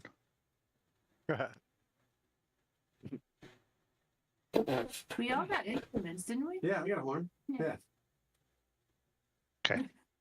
We'll just do the greatest hits. We'll do the greatest hits, and then we'll go to bed. Okay, give me a performance check with advantage, because everyone loves you here. Absolutely. That's a nat 20. Not a nat 20, a dirty 20. That's a completely different number. Come on. Yeah, no, I know. Right, okay. Sorry, So- the number is 20. You spend the evening, you recant various stories about saving giants, or sort of destroying giants, saving Bryn Shandar, saving the barbarians, and now you've added your current last ones that this place have not heard before. Now is way saving Greenfields from the hill giants. There's lots of ooze, there's lots of ahs, there's lots of holding on to various different parts as you describe your aerial combat of Dam Busters R Us destroying the Groundhog, which was the home of the Hill Giants. You then describe about your achievements with the giant tooth, and everyone around here knows what the giant's tooth is. And there's cheers. As you look around, you notice that there's several of the refugees that were in the youth hostel that you had managed to done. They've seeked you out to find out where you are, and they're cheering you on as you describe how you've enabled refugees to their homes. And one of them calls out, "When are you moving into the keep? Only And- you can keep us free." We'll always be here for you, Nonik and the Yeah, Revengers. there's no sense in staying at the keep. We still If, have if we're have unsafe, things to there's do. work. Yeah. Oh, well, we'll try to keep it free of bad people, but if you ever need a keep, it's there for you. Well, yeah. Is Kelson is what's his face? Kelson? What's his name? Fenris? Is Fenris? Was that one of the Fenris guys? Yes. Absolutely use that as shelter until we return. But in the meantime, definitely use that as shelter. In the name We of appreciate Jesus. that. We appreciate that. It'll be something that we will put up in. We'll put symbols up of the big, as he says that he holds a flag up with the sort of like it's a shield with N on it, with sort of Noinek and the Avengers. I love it. Wait, can I take it? Can I put that on the front of my shield? Wait, I need this. But because I got the Justice Shield, but I want this. I'm like, you know what? I'm a big fan. Can I take this into battle? And if it comes back, then you have, a novelty device. But I'm gonna take that. I'm gonna add an N to my shield. No, my glamorous armor. N. Yes. Disappears. Yeah. There we go. Yep. So you've got where your fleur-de-lis are in various places. You've got speckled about your armor. You've got the little N for Noinek and the Avengers. As I build it and I look at Noinek and we're all singing, if I was a sculptor, and then again, no, or a man who makes potions in a traveling show. I know it's not much, but it's the best I can do. My gift is my song, and this one is for you. And you can tell anybody, Noinek. Give me Inspiration. Tim, can I have a performance roll from you, please? Okay. Bardic, It's already a one. Bardic Are you inspiration. kidding? That's a nat 20 right there. Did I roll a stealth check to try to disappear out of the situation? Sink into the floor. It was a 4. So I'm screeching like a cat. Let's say Tim is a little bit inebriated at this point. He's had a good day. It's a good day, and he doesn't quite realize he's. When I say slightly out of key, I'm being nice. He is shifted it way off key, but the heart, you know what he means, and he is definitely there trying to sort of say how well he appreciates everyone here. But there are a few lurks from other people, and then obviously Bork manages to take over and manages to bring the tuning. Just push. I just push him off stage. I just push him off. Yeah. And I just whisper in his ear, I hope you don't mind. I hope you don't mind. That I put down in words. Noinek suddenly slips the smallest little psychic knife into him, just real slow. Just under the rib cage. Just into the diaphragm so that he can't breathe and speak. Oh no, how did that happen? I don't Oh. know. It just happened. I don't see an injury. What happened to him? It wasn't me. Hi, baby. Okay. So you spend the evening reminiscing with friends, and you travel. You go to the evening. You settle down for the evening. Have one of your best night's sleep you've had in a long time, knowing that you've actually achieved some level of. There's no beating around the clouds here. You've stopped the frost giants, especially with the Yetis, and potentially further on south. It was a very strategic location that they had captured, and you've also managed to banish a greater demon. No mere mortals it's not a normal thing that it happens on a day-to-day basis, but it seems to be a normal day for Noynek and the Avengers. It seems to be something that you're achieving greatness wherever you go. Morning breaks. You wake up with a little bit of a sore head, a little bit more of a appreciation for fine wine and beer. You are met on the docks by the Marchand, who welcomes you back anytime you are here, Mirabar. And please let me know when you are back, and we will have a meal in your honor. But I understand that you are traveling west to Luskan.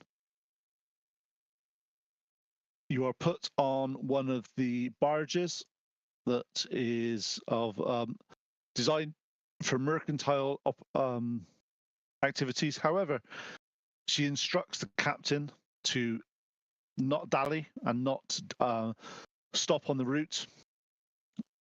Much to the disgust of the captain, who starts to argue with her.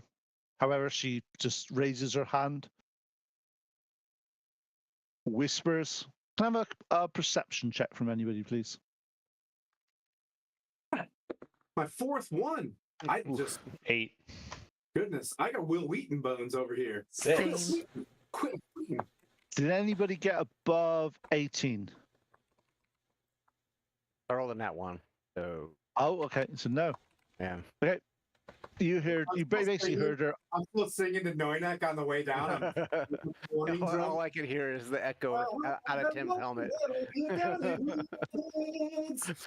So you see her lean forward, say something to the captain, who goes white, and then just grudgingly nods and gets on the boat. Oh. Zone of truth. What were you just told? You can do that if you want to on the boat.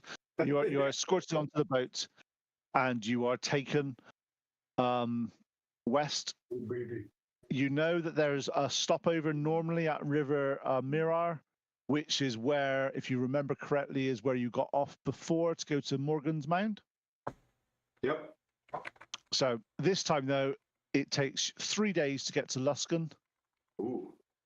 You seem to be at quite a pace. There seems to be some. In fact, actually, Philippe, can I have an arcane check from you, please? Arcana check, sorry. How dare you get that wrong? 22. 2 Michelin stars. So, okay, you notice that this boat is moving at a lot faster rate than you were aware. However, can I have some perception checks from you guys, please? Here we go. Come on, 1. Huh, 8 again. 6. All right, cool. I got a 2. Same. You got to be shitting me. I got 13. I've rolled 3 1s and 2 2s in this session. Super tight. We are all hungover. Oh, son So, okay, Noynek is absolutely terrified of water. And that's he what is- I was making them roll for. But to be honest, Oh. they've been so bad that they may not have noticed. What was the I'm highest you like- guys? What was the highest you guys actually rolled on that perception check? 6. 13. She had 13.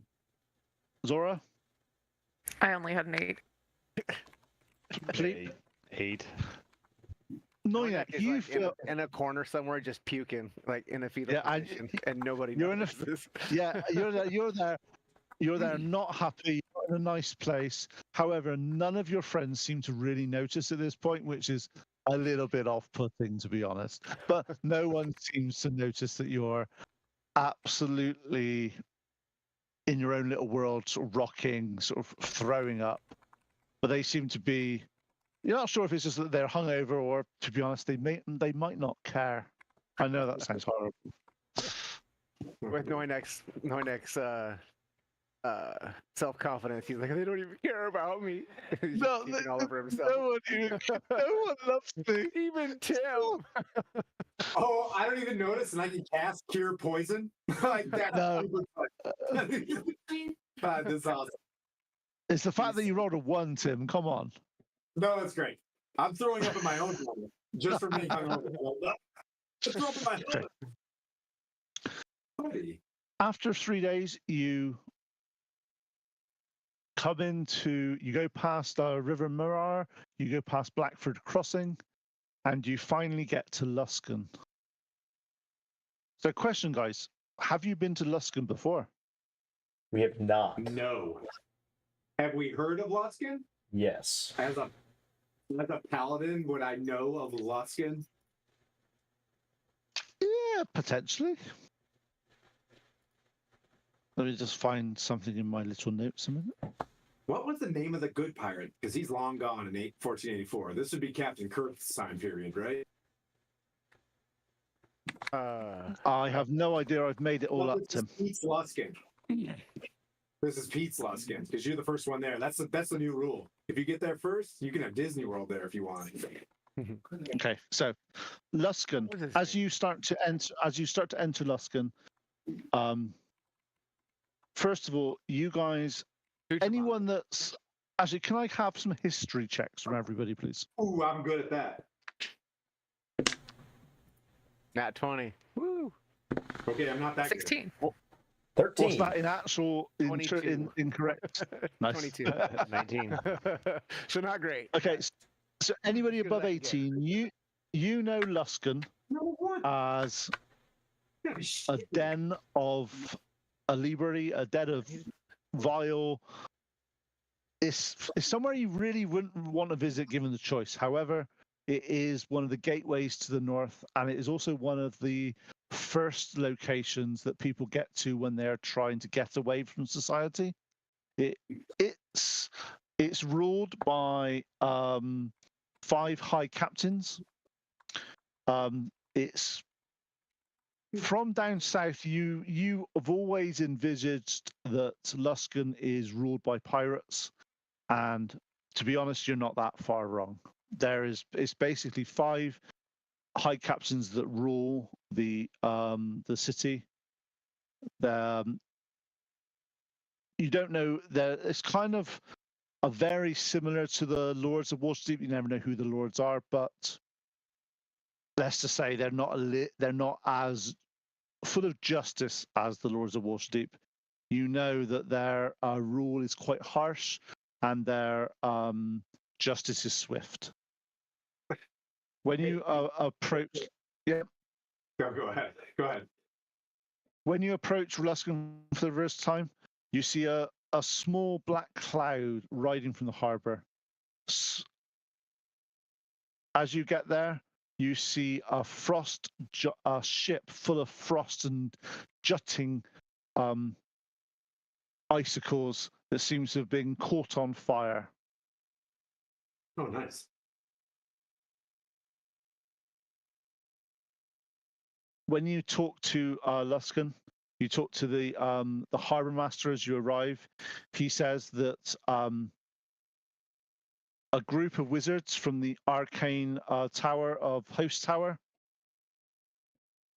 blew up the ship a few days ago as it entered port. He said, "I've never seen so many fireballs thrown at one ship in my life. It was scary to behold, but that ship is still burning. I have no idea how it's still burning now, but as you look over the next few sort of minutes, it starts to sink beneath the waves and the fire goes out. As you look around, there are several charred frost giant corpses face down in the frigid water, moving towards the dock. Oh, What do you guys want to They're do? No, Sure. they've stopped. There's one ship. oh, They put it out. Pirate ships are coming back. Oh. Well, for It was a war, few days ago that the ship arrived, but it got blew out of the water by the Arcane Brotherhood. Oh, they're back. All right. In fact, they there's never still- really left. They never really went down to the Well of Dragons, that many of them, because Yeah. they really weren't they were too looking after their own interests rather than the realms. Got it. Got it. So there's still AKA, we didn't will do let enough Zero on to by. win their favor. That's the one.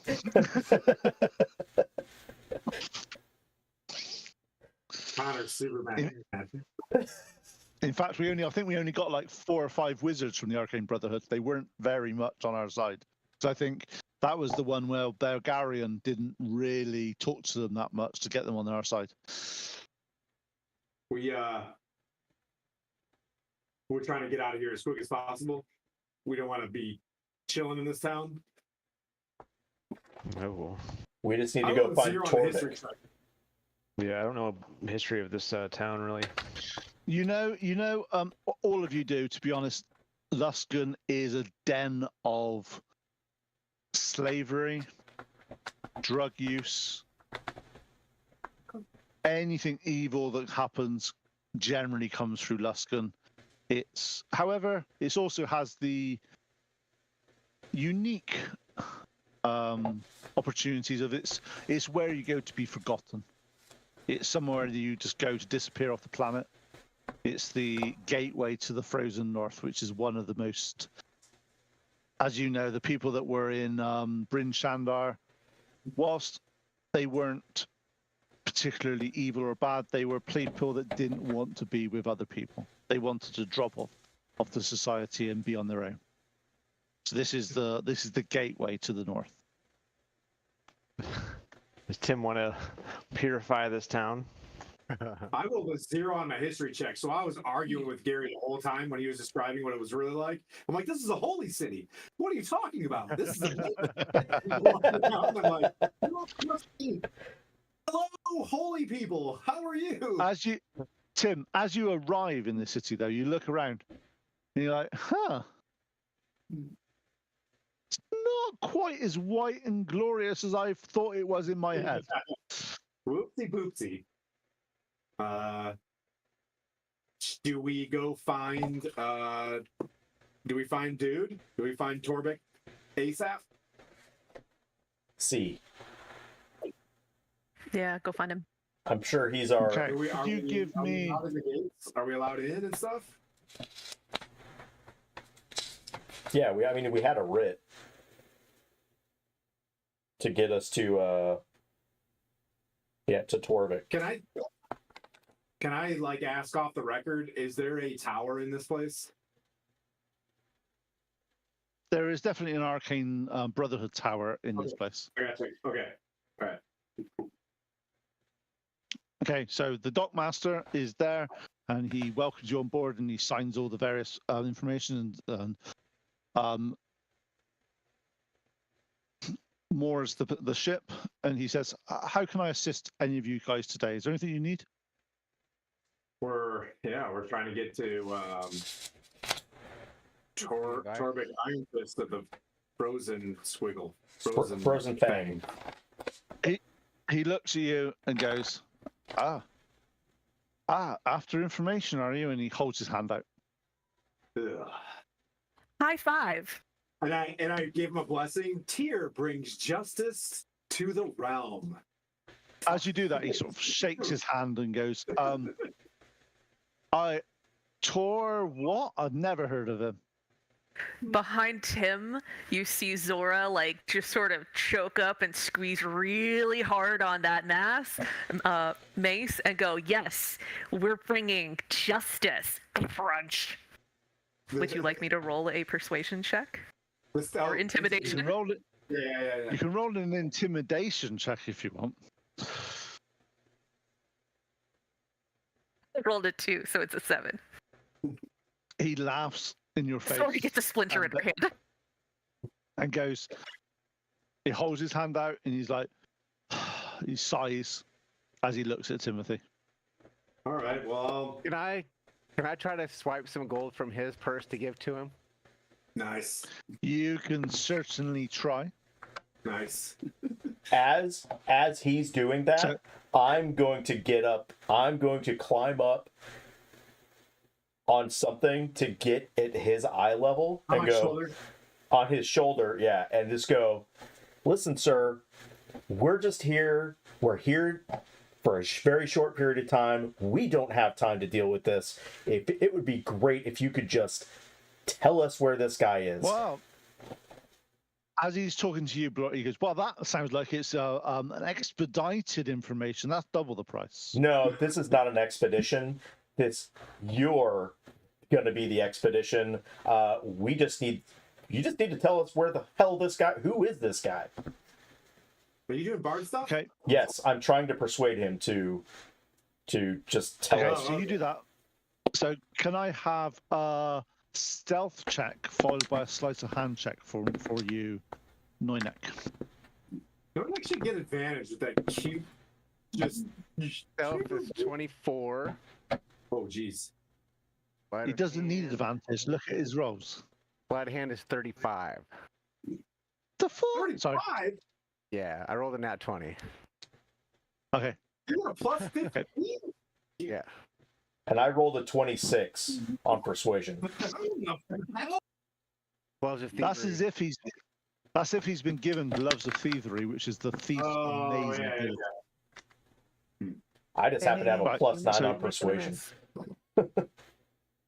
Okay, so you managed, Boric, whilst you're talking to this guy, you see, well, actually, no, you don't. You saw Noinek move towards him, then just literally vanish into, and then you see his purse just vanish from his side as Noinek, you have a purse with 10 gold pieces and 50 silver pieces in it. All right, I will give him 5 gold pieces and thank him for his cooperation. He's like, well, in that case, yeah, I think you'll probably find him at the Black Kraken. It's a very well-known tavern, about 3 doors, 3 blocks that way, and on the left. And as he does that, he sort of takes the money. You guys start to walk off, and you see him sort of take the money, start to put his hand down. He's like, bastards, fuck. And he then walks off with these. Just remember, Noinek and the Revengers. Yes, they stole my purse. Oh, you stole the dude's purse? They gave it stole back. Yes. Yeah, I stole his money and gave it back to him. How would he know Oh, that? man. He didn't see or feel anything. That's right. 35. Yeah, but you- man. Yeah, but he hasn't got his purse anymore. He went to put the gold Maybe he in left his it at home. purse. Maybe he lost it. Yeah. Oh, you lost your cat card, huh? Happens. Go check the freezer. It might be in a block of Sorry, have him ice. come pick you up. You've been instructed to go to the Black Kraken, and you know the directions going. As you start to travel that direction, one thing that hits you from Luskan, the cities you've been in before have always had a reasonably, let's say, for especially a part of yourselves, you've never really felt on edge or uneasy or a little bit, this doesn't feel quite right. Luskan has that feeling, just puts you on edge constantly. As you're looking around, there's people in corners with their hoods up that seem to, when you look at them, disappear into the corners. There's always shady dealings going on. There's 2 or 3 times when you're walking past people that you see out of the corner of your eye, people beating other people up or coshing them over the head and stealing their money. This is definitely a den of Iniquity. iniquity.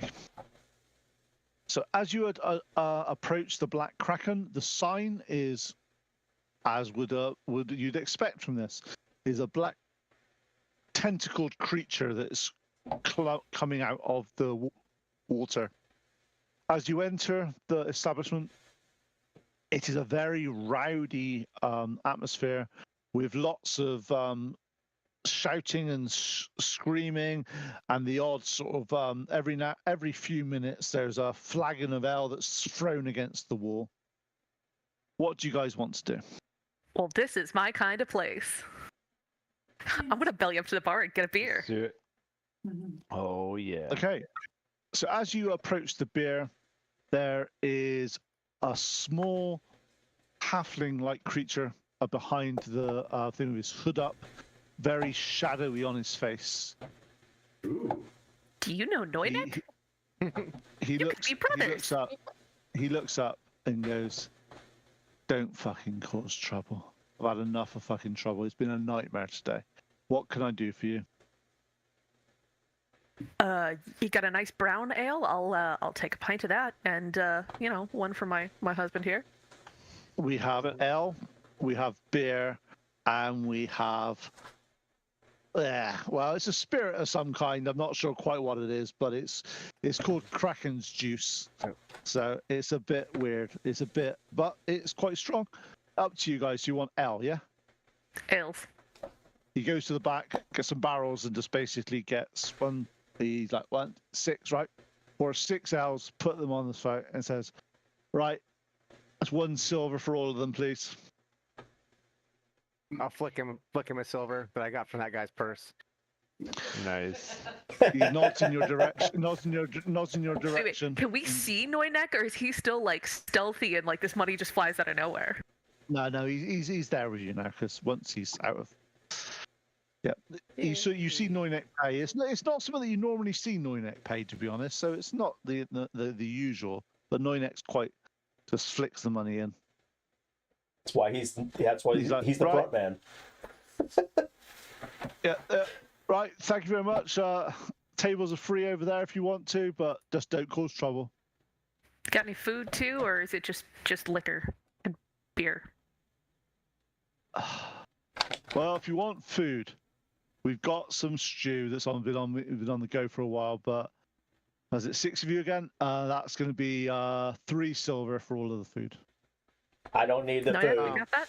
I'm good. Can I use my thieves' cant ness to question about where this guy's at? His name I can't remember, but I have it written down, and I could find it if you want me to. Torvik, Iron Torvik, Fist. Iron Fist of the There you Frozen go. Tide.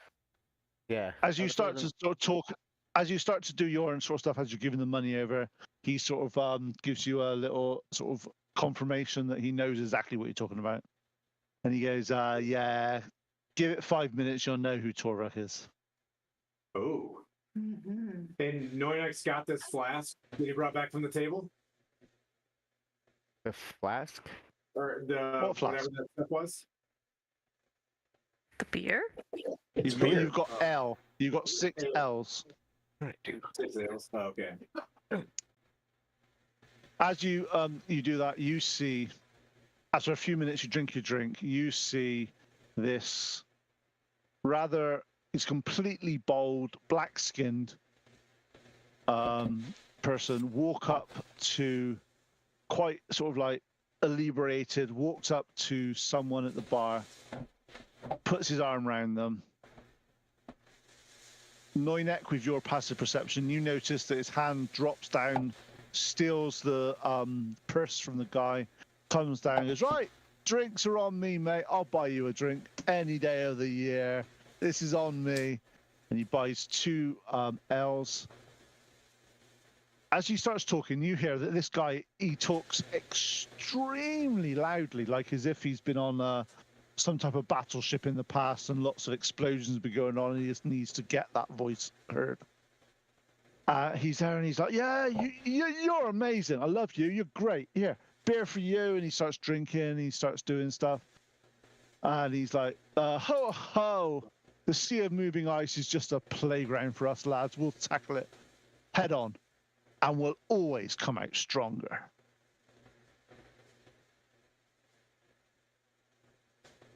And he's Look, we found just our right. I'll just raise my beer and be like, "Well, fill him a Kraken."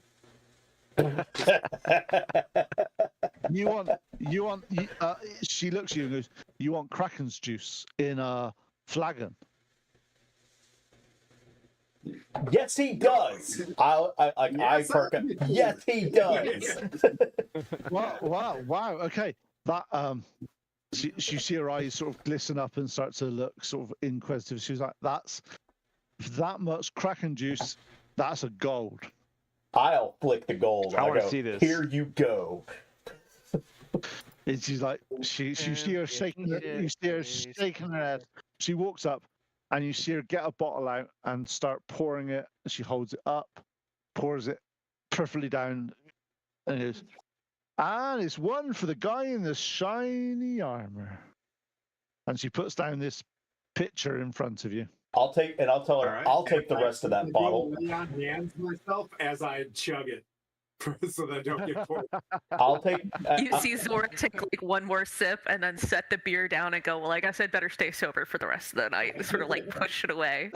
I'll Okay. flip her another Can I- gold to take another bottle, and I'll just down the whole thing, knowing that I'm impervious to poison and all that good stuff. Yeah. Okay. So Just- you're fine. Can I have a Constitution check with disadvantage from you, please, Tim? Me? But did you hear what You, I you're said? the one that drank it. I was casting lay on hands to cure poison at the same time. Did you? You didn't say that. You didn't say that. You didn't He say did. that. He did say that. Yeah, I know I did. Shh. Yeah. Okay, so you drink that. You down it. You manage to hear. You feel that this stuff was way stronger than you've normally drunk before. This is like C grade alcohol. This is like the highest you can possibly get. You down it? Grog. You down it? with us up north just in case things get weird and we need a night to, really. Yep. You down it in one. You managed to heal yourself. At the bar, she sat there, and she's like, "Wow, interesting." And she just wanders off like with complete disbelief on her face.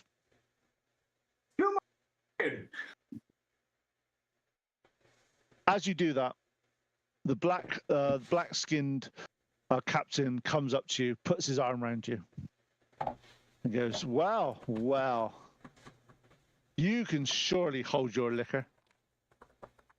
Do you fancy another one?" I got 30 more lay on hands. Let's go. Yeah, absolutely. I gotta look at everybody like we got. I want to sip. I'm we've going to dip been- into the crowd and kind of go stealth mode just in case shit goes down. Do I know this historic? Not yet. Oh, I'll be like, the name's Sir Timothy. Nice to meet you. Awkwardly giving too much Well, he says- information. Probably. He's like, "Well, generally keep your knighthood to yourself up here. You will be a target." As Right. if the shiny armor wasn't enough. But my name is Torvik Ironfist. At your service, kind sir. And here he gets another flagon of Kraken juice and puts it in front of you, and you see him having like a shot of the Kraken juice. Never seen a man drink as much as you have and stay standing, lad. And he gets the shot, downs it. You see him grimace. Ugh. I'm gonna touch him. I'm gonna touch him with the same same 5. And I'm like, you want to keep going? He's like, "Oh, well, you ruin a good night's drinking, lad." Oh. Well, shit. Well, if that's what you want to do, but sorry. Also, Tim, I wanted to hear him out and be like, "Hey, we're looking for you. We were looking." Tim, how much gold have you got on you? He shouldn't. Pleep has it all, right? Yeah, I did not assess everything. I'm assuming Pleep gave me 10. 25, 53. Don't but forget, got I it. dipped into the shadows so that I could specifically he- watch this. Okay, Yeah. can you give me a perception check? Me? No, Noinek, first of all. Your passive perception was too low. That's a 10, and my passive perception is 16. So Oh, okay. Yeah, you don't notice anything, but Tim, just to let you know, you have no gold on you anymore.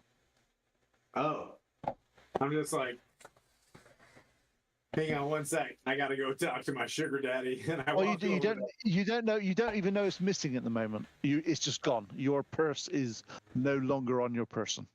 I'm like, I'm good for it. Don't you worry. He's like, I'm about to right, let's get some drink. Let's get some drinks in, guys. And he sort of gets around and he gets like a shots of Kraken's juice for everybody, but a flagon for Tim because Tim seems to be able to handle it like a fucking trooper. And he's like, right, let's go for this, guys. And who am I? Who am I toasting to at the moment? Who are you guys? Noinek and the Revengers! I just, I'm getting loud. As you sort of say, no, I can Avengers. You drink back. Could I have some perception checks from everybody, please? Sure. With actually, no, you're fine. You can do it with normal. All right. I haven't had that much. 15. Nat 20. Nat 20. So anybody with 18 or above, you notice when he sort of goes, Noinek and the Avengers. There's 3 or 4 people that sort of they're like, and then they go back to their drinks. Do I notice anything, like any kind of details about these people?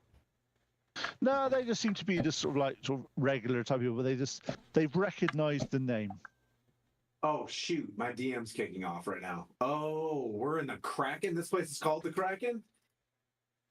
Tight. Super tight. Awesome. Yeah, the Tight, Black tight, tight. Kraken, I think. Cool. Cool. Tight, tight, tight. Cool. Yeah, don't we have a writ from Samuel? Who? Oh my god. The Marchion. From the From the Marchon.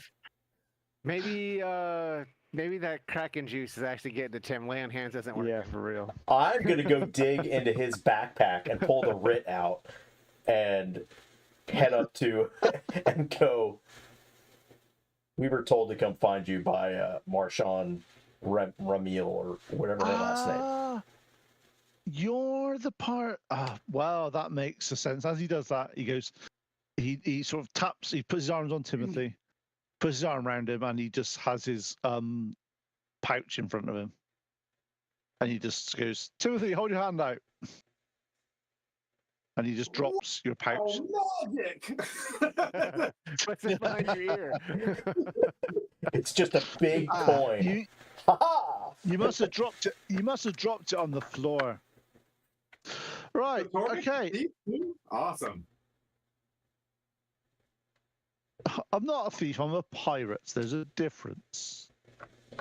Ooh, I've heard stories of pirates. How fast can we get underway, good sir? Well, going on my that you've managed to cure my hangover, which I was paid a lot of money for. I suppose. Well, I suppose we could go.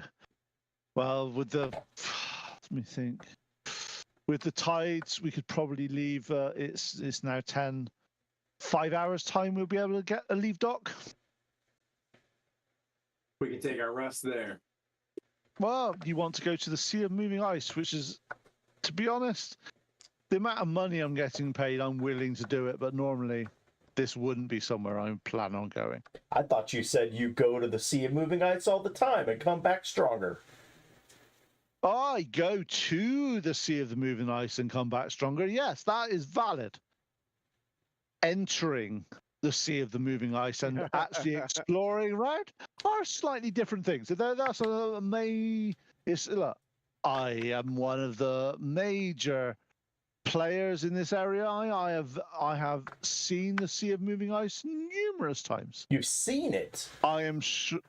Well, yes, it's only fools and people that are on missions of great importance go to the Sea of Moving Ice, but I've been paid so much money that I am willing to overlook the danger, and please don't tell my crew.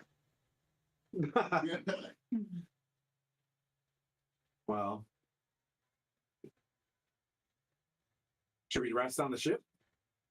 Well, of course you can. There's galleys. There's a number of quarters that I can I always keep for VIPs such as yourselves.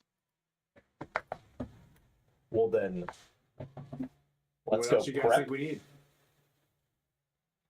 said we can set Unless there's sail in 5 anything in hours. Luskan you wish to, is there anything in Luskan you wish to do? There are some various gambling halls if you wish to go to and spend and waste your money, but that's your choice. I mean, we could try to gamble a little bit if you want to get more health potions, but I'm down if we want to keep the 3, as we, get serious for a second. Do we want to plus up our health potions a little bit before we head up? Yeah, I don't have any more.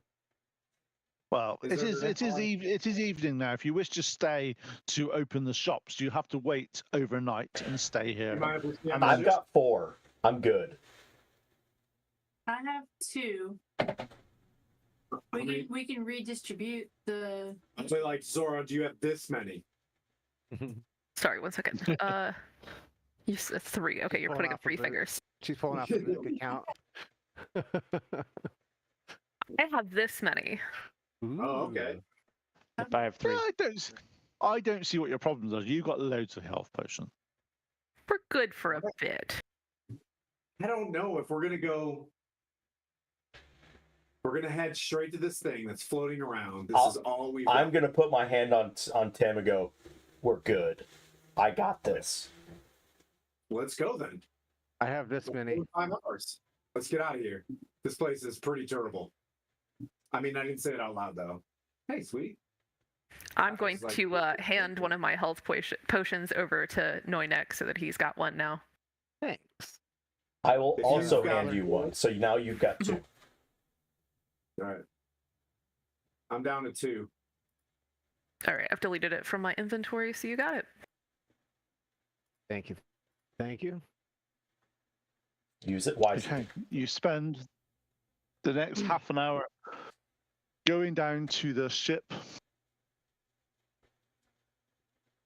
And as you approach the ship, you notice that the ship is extremely well maintained, even though it looks like there's frozen water and frozen various things. As you get closer, you notice that a lot of it has been carved in to give the impression that it is not very well maintained.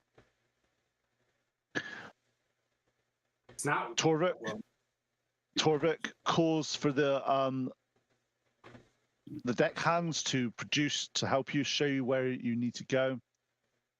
And he says, right, if we set off in 5 hours, is there anything you wish to do before now, or are you just going to stay on boats? Sleepy good on spells? I think it's safer if we just stay on this ship in this town.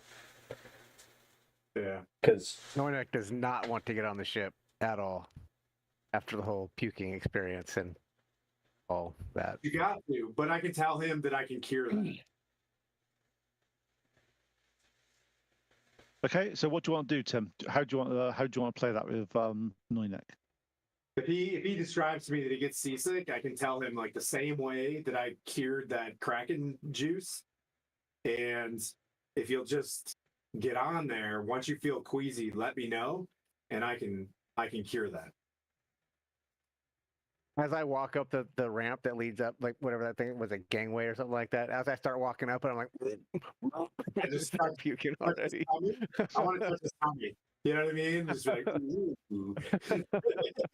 And I do this, I go, woo. Okay.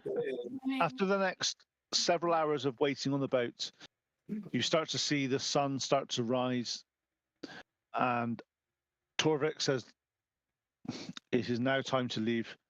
Please be prepared." As you venture further from Luskan, the change in the environment becomes palatable. The sea of moving swords, once a choppy expanse of dark, tremulous wave, begins to transform. The air grows colder. The sky takes on a still grey hue, heavy with the promise of snow and sleet.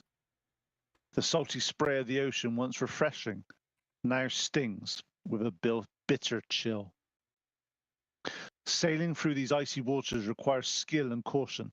Many a times you see Torvik screaming at the helmsman to bear left or bear port or bear starboard. The ship must navigate through narrow channels of ice floes to avoid hidden dangers lurking below the surface. Occasionally you hear the haunting call of a whale or a sharp crack of ice breaking in the distance. The wind carries a biting chill and visibility that drops suddenly as snow squalls sleep across the ocean, turning the world into a swirling white blur. After several days, you venture north. The sea of the moving ice is a desolate and hauntingly beautiful place. The horizon is often obscured by fog and mist, giving the impression of an endless expanse of ice and sea. The ice itself almost seems alive, constantly shifting, changing, creating new pathways and obstacles. Torvak, on many occasions, steers the boat very close to icebergs just to steer off at the last possible minute. Despite the harshness of the environment, there is a stark beauty to be found here. The way of the light reflects through the ice, creating dazzling displays of color. As you press further north, the sea of moving ice solidifies into a nearly continuous sheet of broken ice, only by the occasional lead of open water. The ice is thick and ancient, a testament to the unforgiving nature of this remote region. It is a place where few dare to venture, and those who do must be prepared for the relentless cold and the ever-present danger of the shifting ice. And we will end it there until 5 weeks' time where we play again. July. Since we have our Yeti fur. I'm definitely gonna want some frosty air at that time. Yeti fur and heat and Yay! pocket Good warmers. job, Pete. All right. Good job, Pete. Appreciate it. It's a Yay. bit chilly. It's a little bit chilly. It's a good thing we have Yeti furs and fish oil. Mhm. What you got to remember is the other party that are about to go into the cold have never been into the cold before, and Tim is going to enjoy it immensely. True. Very true. So that's the last for us until July. And then next week will be the last session for the other group, correct? Yep. Yep. Cool. The other group that we have no name of. No. It's the Grifters of Everland. No, it's not. It might be. If you don't come up with a name, the people. I've tried to come up with a name. No one else seems to be on board. The Grifters of Everland is pretty good. It is pretty good. Yeah. It's actually pretty good. It's the other group wants to be called the Celestial Vanguard, but no one wants to call No, them I think Point wants to be called the Celestial Vanguard. But we won't. I'm gonna Well- jump off here, guys. I got the kids are here. yeah, and that. so Guys, thanks a lot, Mike. stick around and we'll go Raid. raid GaryCon. Gary or- Con's where John Rangers is. Cool. Yeah. Then we'll see everybody next week and have a happy Memorial Day. Bye, guys. Bye. Memorial Day. Bye.